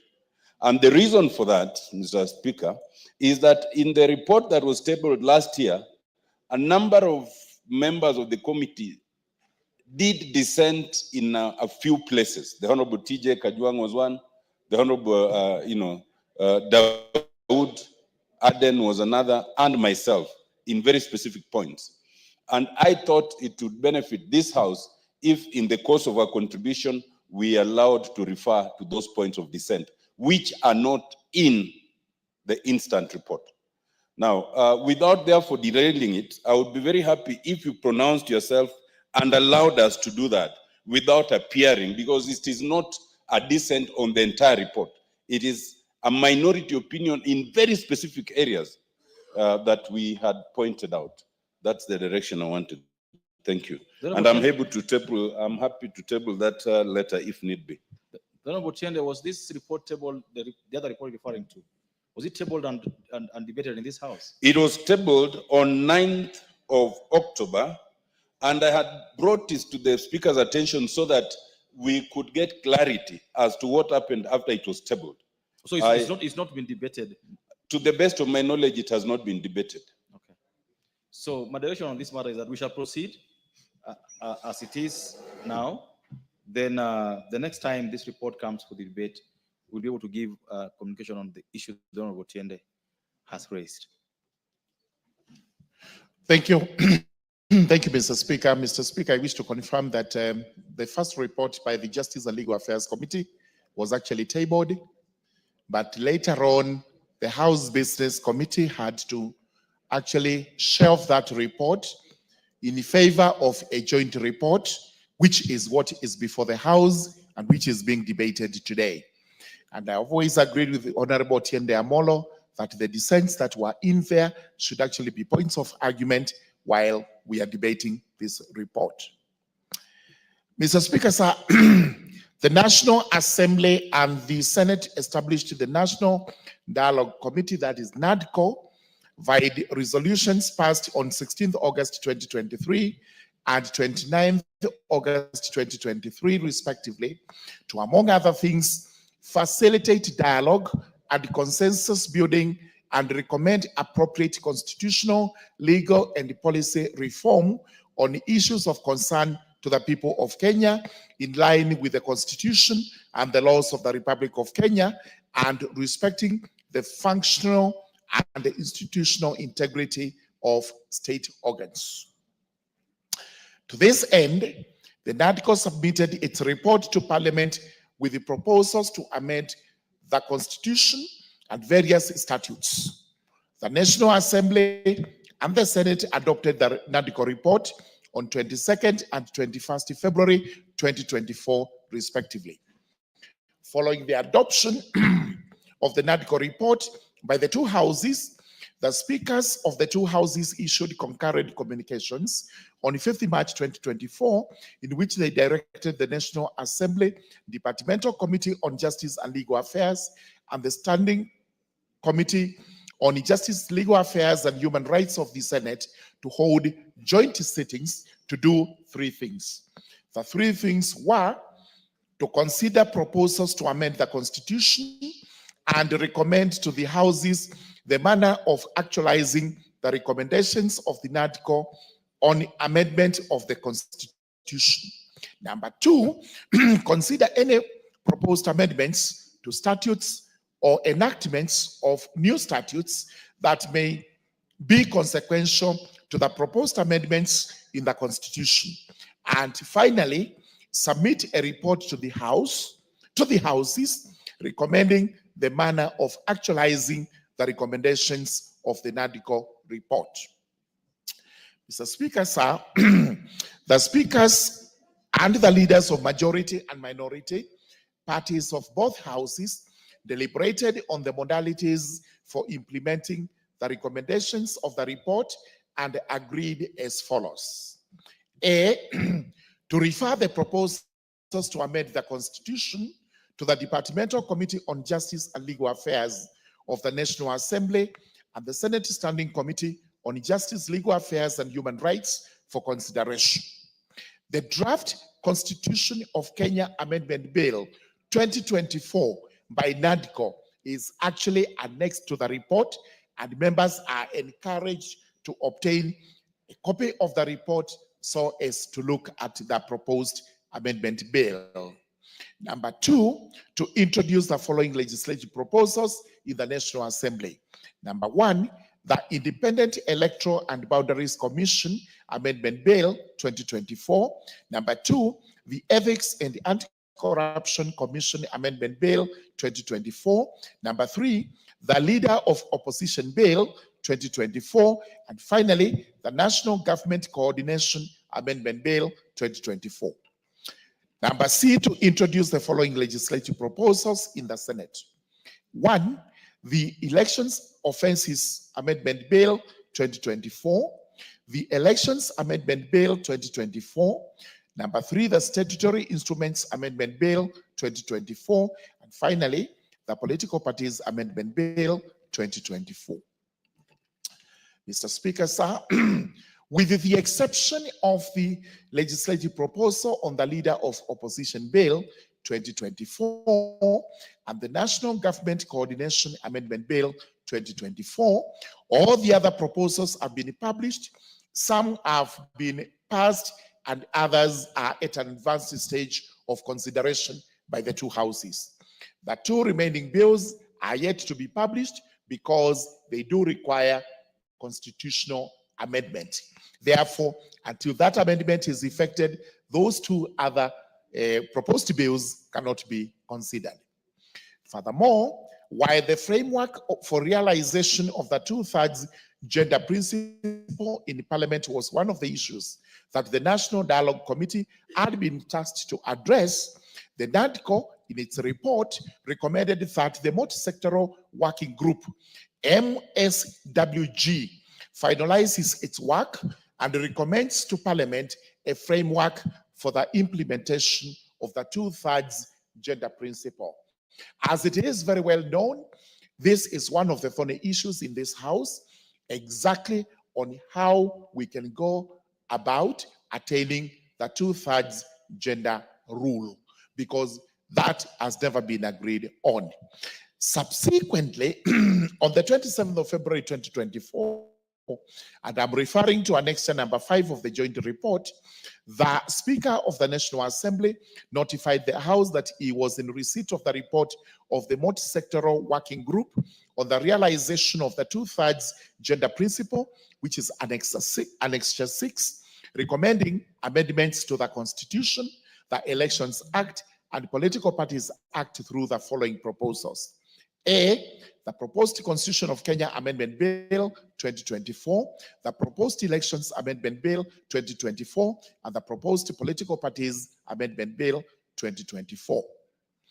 On 14th March 2024, an addendum to the report of the multi-sectoral working group on the realization of the 2/3 gender principle, which is annexure 7 of the joint report, was submitted to Parliament. The report contained a revised draft of the Constitution of Kenya Amendment Bill 2024, and that is annexure number 8. To this end, the committee held joint sittings on the 7th and the 16th April 2024 to consider the NADCO report. However, due to the conflicting schedules of the two houses, the committees were unable to finalize the consideration of the NADCO report within the initial 45 days. Consequently, as the JLAC chairperson, I requested the Right Honorable Speaker of the National Assembly to extend time for consideration of the NADCO report by another 45 days, and to authorize the National Assembly Committee on Justice and Legal Affairs to conduct sittings independent of the Senate Committee. This request was granted, and the National Assembly Committee therefore held sittings on 19th, 24th September 2024, where they deliberated on the NADCO report and considered proposed Constitution amendment bills by NADCO and by the MSWG, and they tabled its report in the House on the 9th of October 2024. Similarly, the Senate Standing Committee on Justice, Legal Affairs, Human Rights considered the NADCO report and the MSWG reports, but they did not table its report to pave way for harmonization of the recommendations of the two committees on the implementation of the two reports. Mr. Speaker, sir, consequently, the two committees therefore reconvened on 2nd December 2024 to deliberate on and harmonize the recommendations of both committees on the actualization of the proposals contained in the NADCO and the MSWG reports. Thereafter, the committees adopted their joint report on 4th December 2024. In undertaking the assignment, the committees took note of the report of the multi-sectoral working group on the realization of the 2/3 gender rule, observed that the report of and the draft Constitution of Kenya Amendment Bill proposed by the same group should be read and considered as part of the NADCO report. That recommendation is actually in our report. This was on the basis that the realization of the 2/3 gender principle was one of the areas that NADCO was mandated to address, and thus NADCO deferred consideration of the matter to allow the multi-sectoral working group to comprehensively address the issue, including proposing appropriate amendments to the Constitution and to any relevant statutes that touch on the 2/3 gender principle. Honorable Speaker, the two committees covered all aspects and they gave its recommendation on the realization of the NADCO report. The committees deliberated on all the clauses contained in the proposed bills, proposing amendments to the Constitution, and made observations as contained in the joint report.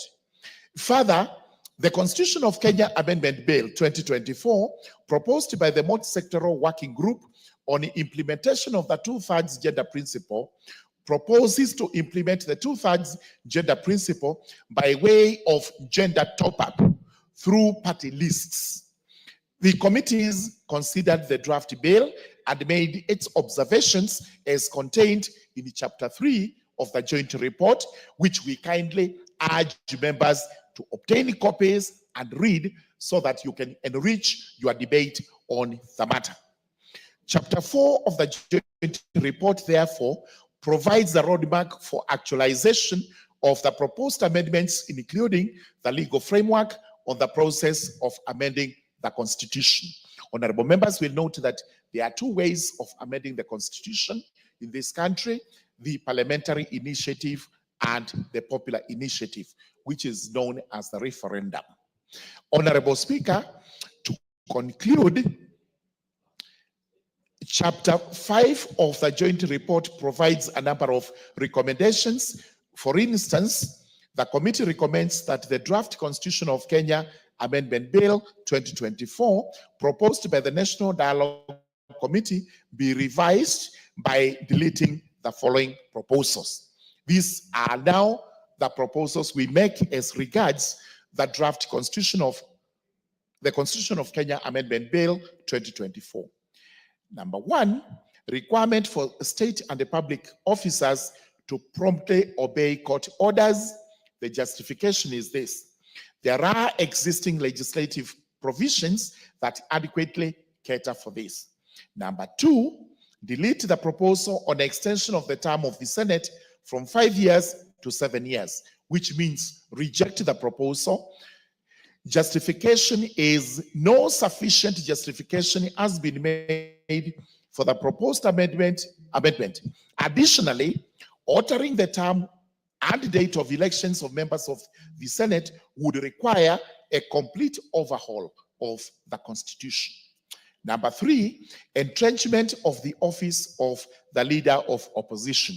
This is another one we have unfortunately proposed that it be deleted. The justification is this: the proposal undermines the presidential system of government in Kenya, which is what we have in our Constitution. Further,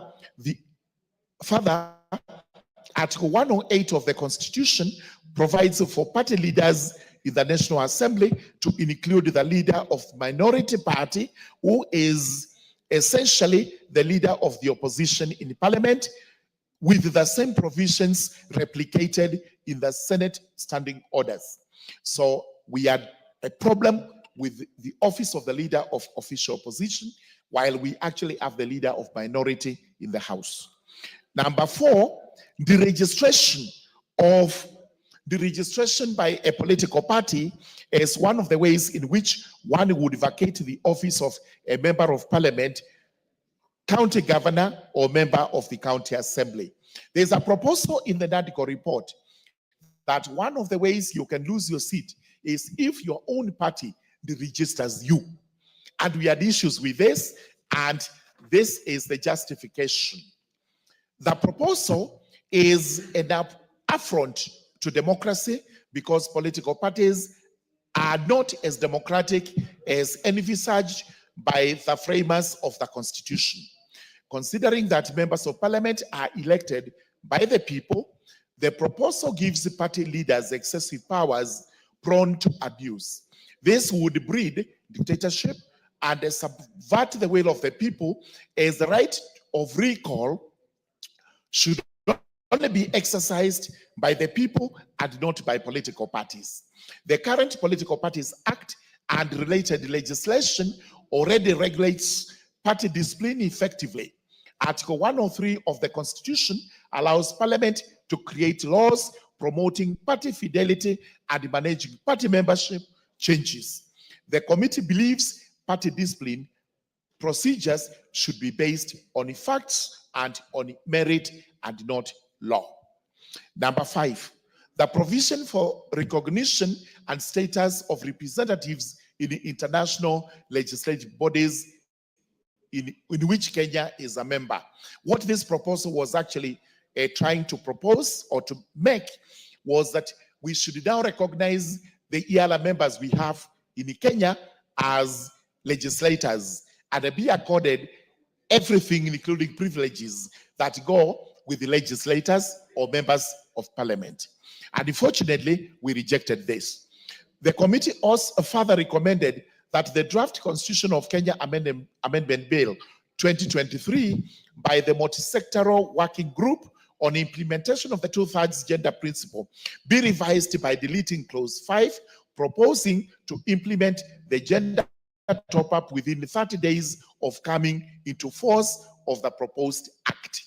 What the proposals made by the MSWG were that 30 days after passage of the law, then the gender top-up should be implemented. The justification for the refusal was that the proposal is too ambitious and cannot be implemented in the current parliament. It would be neater to implement the proposal during the next general election. The committee recommended that proposals to amend the constitution as contained in the NADCO report and in the MSWG report be reduced into 3 bills as follows. The first bill would be a bill to amend the constitution to entrench the National Government Constituency Development Fund, the Parliamentary Oversight Fund, as we called it, and the National Government Affirmative Action, respectively, in the Constitution. Honorable members of Parliament, you recall that we also have a draft bill trying to entrench the 3 funds in the Constitution separately and away from any other matters that are proposed for amendment. Number 2, a bill containing the other amendments that do not require to be subjected to a referendum, including implementation of the 2/3 gender principle in the parliament. All these will just require parliamentary initiative where members of parliament on attaining 2/3 majority are actually able to pass the bills. And the third bill would be a bill containing the amendments that would need to be subjected to a referendum pursuant to Articles 255 and 256(5) of the Constitution. The committee recommends the following process for enactment of the bills to amend the Constitution. Remember, this is what we were mandated by the Honorable Speaker to do. Number 1, that the bills be redrafted in the manner proposed herein, and that the same be printed and circulated to the members of Parliament and the public for their comments and consideration. So we have made new drafts. These are attached to our report, and you can always get copies to familiarize yourself with that. Number 2, that Parliament publicizes and through the committees facilitates public discussion on the bills as contemplated under Article 256(2) of the Constitution. And finally, that the 2 bills not requiring referendum be introduced in either house of Parliament. Honorable Speaker, having jointly considered the NADCO report with the Senate committee and having agreed on the common position on the actualization of the NADCO recommendations as currently contained in the joint report, the committee therefore recommends to this House the joint report of the National Assembly Departmental Committee on Justice and Legal Affairs and the Senate Standing Committee on Justice and Legal Affairs on its consideration of the report of the National Dialogue Committee and the report of the multi-sectoral working group on the realization of the 2/3 gender principle laid on the table. Allow him to finish his sentence, please. This should not so Thank you. I am finishing now. Laid on the table of the House on Thursday, 16th January 2025. There is a lot more contained in that report, but you can actually obtain a copy, read it, and then robustly and participate in this debate. With those very many remarks, I beg to move and now request my very able Vice Chairman, the Member of Parliament for Kibwezi West, the only and well-known Honorable Ekomas Mwengi Mutuse, to second. I wanted to give some direction here. The Honorable Tienda, you addressed an issue. The Honorable Wanjiku, I could actually hear you and I noticed you're here. You raised an issue which I thought we could dispense with so that we don't have confusion. Because both yourself and the Honorable Chair Brugara, I think he was the chair even in the first article report of the vice chair then. You were co-chairs. And your report was supposed to inform this report now. I assume so. Slightly different, Mr. Speaker, sir. Yes. Our report in the first bipartisan talks committee, which we chaired, the two of us, was supposed to be actually substantive. And unfortunately, we never made the progress. We just possibly reached a stalemate, and eventually we had to be disbanded. And the NADCO committee was formed to take the matter afresh and move it forward, which is what they did, and they brought it here. What happened, as I have stated, is we tried to meet with the Senate. We could not reach a consensus even on meetings. Eventually, we came here for an extension of time. After the extension of time, we were allowed also to sit as JLAC. So JLAC actually produced a report of its own, which was tabled on the 8th of October 2024. It stands alone. The Senate also considered the matter, but they did not table their report. The leaders of majority and minority then instructed us, JLAC here, to sit with Senate and harmonize the two reports. So what we have here is the harmonized report. It is the one that is being debated. The one we tabled here from JLAC has not been acted on, it has not been debated, and we think it has actually met its natural death. However, the points in there are important, especially for those who had dissenting opinions, because they would be able to actually voice those opinions as they debate this particular report. For the purpose of this debate, I would allow members who are inclined to refer to that earlier report to do so. Because from what the chairman has said, this report you're debating today is a product. Because you said yourself that you harmonized, and the harmonization was based on what you had presented to Parliament. So, and I've read this report pretty quickly, and for example, the dissent, if you have to call it that, by the Honorable Save, the Honorable Kajuang, the Honorable Muma, are captured in this current report we are debating. And so I don't think there will be anything patently wrong with any member who wishes to refer to the original NADCO report to do so. The Honorable Ekomas. There was a point of order.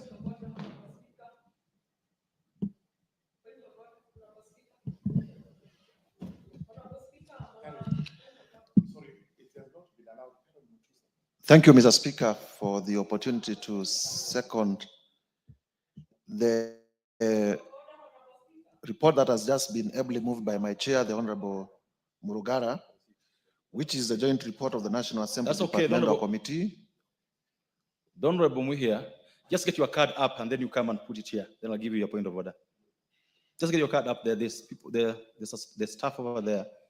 Just go there, get your card. You come and put it, and then I'll give you a point of order. That is the procedure of the House. You know that very well. Mr. No, not quite. Everybody speaking in the House, and you know it. These are our rules, the Honorable Njiku. Just order.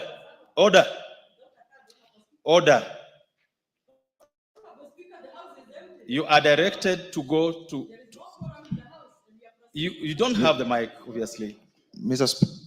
Speaker, Mic, obviously. if you allow that, I may continue seconding the motion. Just go up, get your card. You come back, I'll give you your point of order. Go ahead, Honorable. Mr. Speaker, thank you for the opportunity to second the motion that has been ably moved by my very able chair and senior, the Honorable George Gitonga Murugara, being the report of the Joint Committee of the Departmental Committee of Justice and Legal Affairs and its equivalent in the Senate on the NADCO report.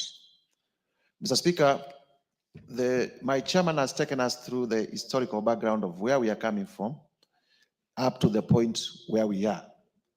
in terms of what transpired in NADICO, even from the beginning where we had the bipartisan team that was jointly co-chaired by himself and the senior counsel Otiende, and where I also participated. Mr. Speaker, I want to be very brief. One of the things that we did in considering this report, and I want to confirm the sentiments of senior counsel Otiende Omolo, is that there was seeming laxity by our sister committee in the Senate to attend meetings. And that prompted us to consider the NADICO report initially as a committee of this House without the participation of the Senate committee. And that is what produced the report that was tabled before this House in October. And I also want to confirm that in that report, we agreed on many of the issues, up to 98%. And a few issues, there were divergent opinions by the three members who the Honorable Otiende Omolo alluded to. And therefore, I don't think there will be, in enhancing our right to odd divergent opinions, our constitutional right to expression, I do not think there will be a problem in members being allowed to refer to the original JLAC report. One of the things that we have done in this report, Mr. Speaker, is to separate the constitutional amendments that require a referendum to be enacted from those that do not require a referendum. Because, Mr. Speaker, as you would notice, under Article 255 of the Constitution, there are different routes to constitutional amendments. One of them being parliamentary initiative, where you do not require to do a referendum, and the other one being the popular initiative, where you, on particular clauses of the Constitution and particular articles of the Constitution, you require a referendum so as to amend. And one of the distinct amendments that we have brought before this House to recommend that it be processed through a parliamentary initiative is the amendment involving the National Government Constituencies Development Fund, the NGAF, and the Senate Oversight Fund for members of parliament to be aware. And we did this because we do not want important issues that are of public interest to be lost in detail, to be lost because there are things particularly that may be poisonous and Kenyans may not want them. So we separated so that Kenyans may be able to choose that which they want and that which they do not want. Mr. Speaker, also, as alluded, we found difficult as to where to place the office of the leader of official opposition. Yes, we are aware that the political elite out there are clamoring, including ourselves, for the creation of the office of the leader of official opposition. But looking at it technically, there are three arms of government. There is the executive, there is the legislature where we sit, and there is the judiciary. And we were not able to place the office of the leader of official opposition in any of the three. If it is created as an office in the executive, we were asking ourselves, how will that person sit in the legislature? If it is an office in the legislature, how will that person enjoy the protocols of the executive and the trappings of power in the executive? And we also found that it will be a little clumsy to have both the leader of minority and the leader of official opposition sitting in the House. And we recommended that there may be possibly other routes to create that amendment.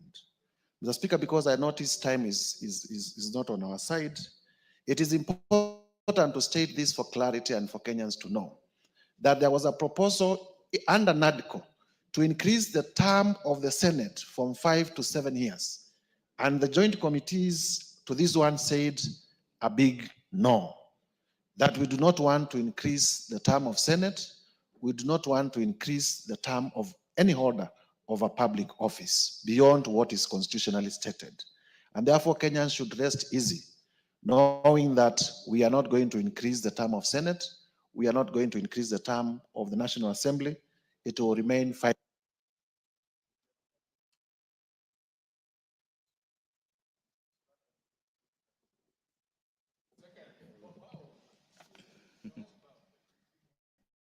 Allow him to finish his sentence. And my advice to the clerks is that it's good to allow a member to finish the sentence they are on before you cut them off on the time. Thank you for your protection, Mr. Speaker. Just to conclude, to say we have recommended that the recommendations on extension of term for the Senate be dropped, and there not be any bill presented before any House of Parliament for extension of term. Mr. Speaker, with those remarks, I beg to second and urge members to read the report so that we may contribute and do justice to the people of Kenya. I thank you. Thank you, honorable members. I now propose a question, which is that this House adopt the joint report of the National Assembly, the Parliamentary Committee on Justice and Legal Affairs, and the Senate Standing Committee on Justice and Legal Affairs and Human Rights on its consideration of the report of the National Dialogue Committee, in short NADCO, and the report of the Multisectoral Working Group on the realization of the 2000 Gender Principle laid on the table of the House on Thursday, 16th January 2025.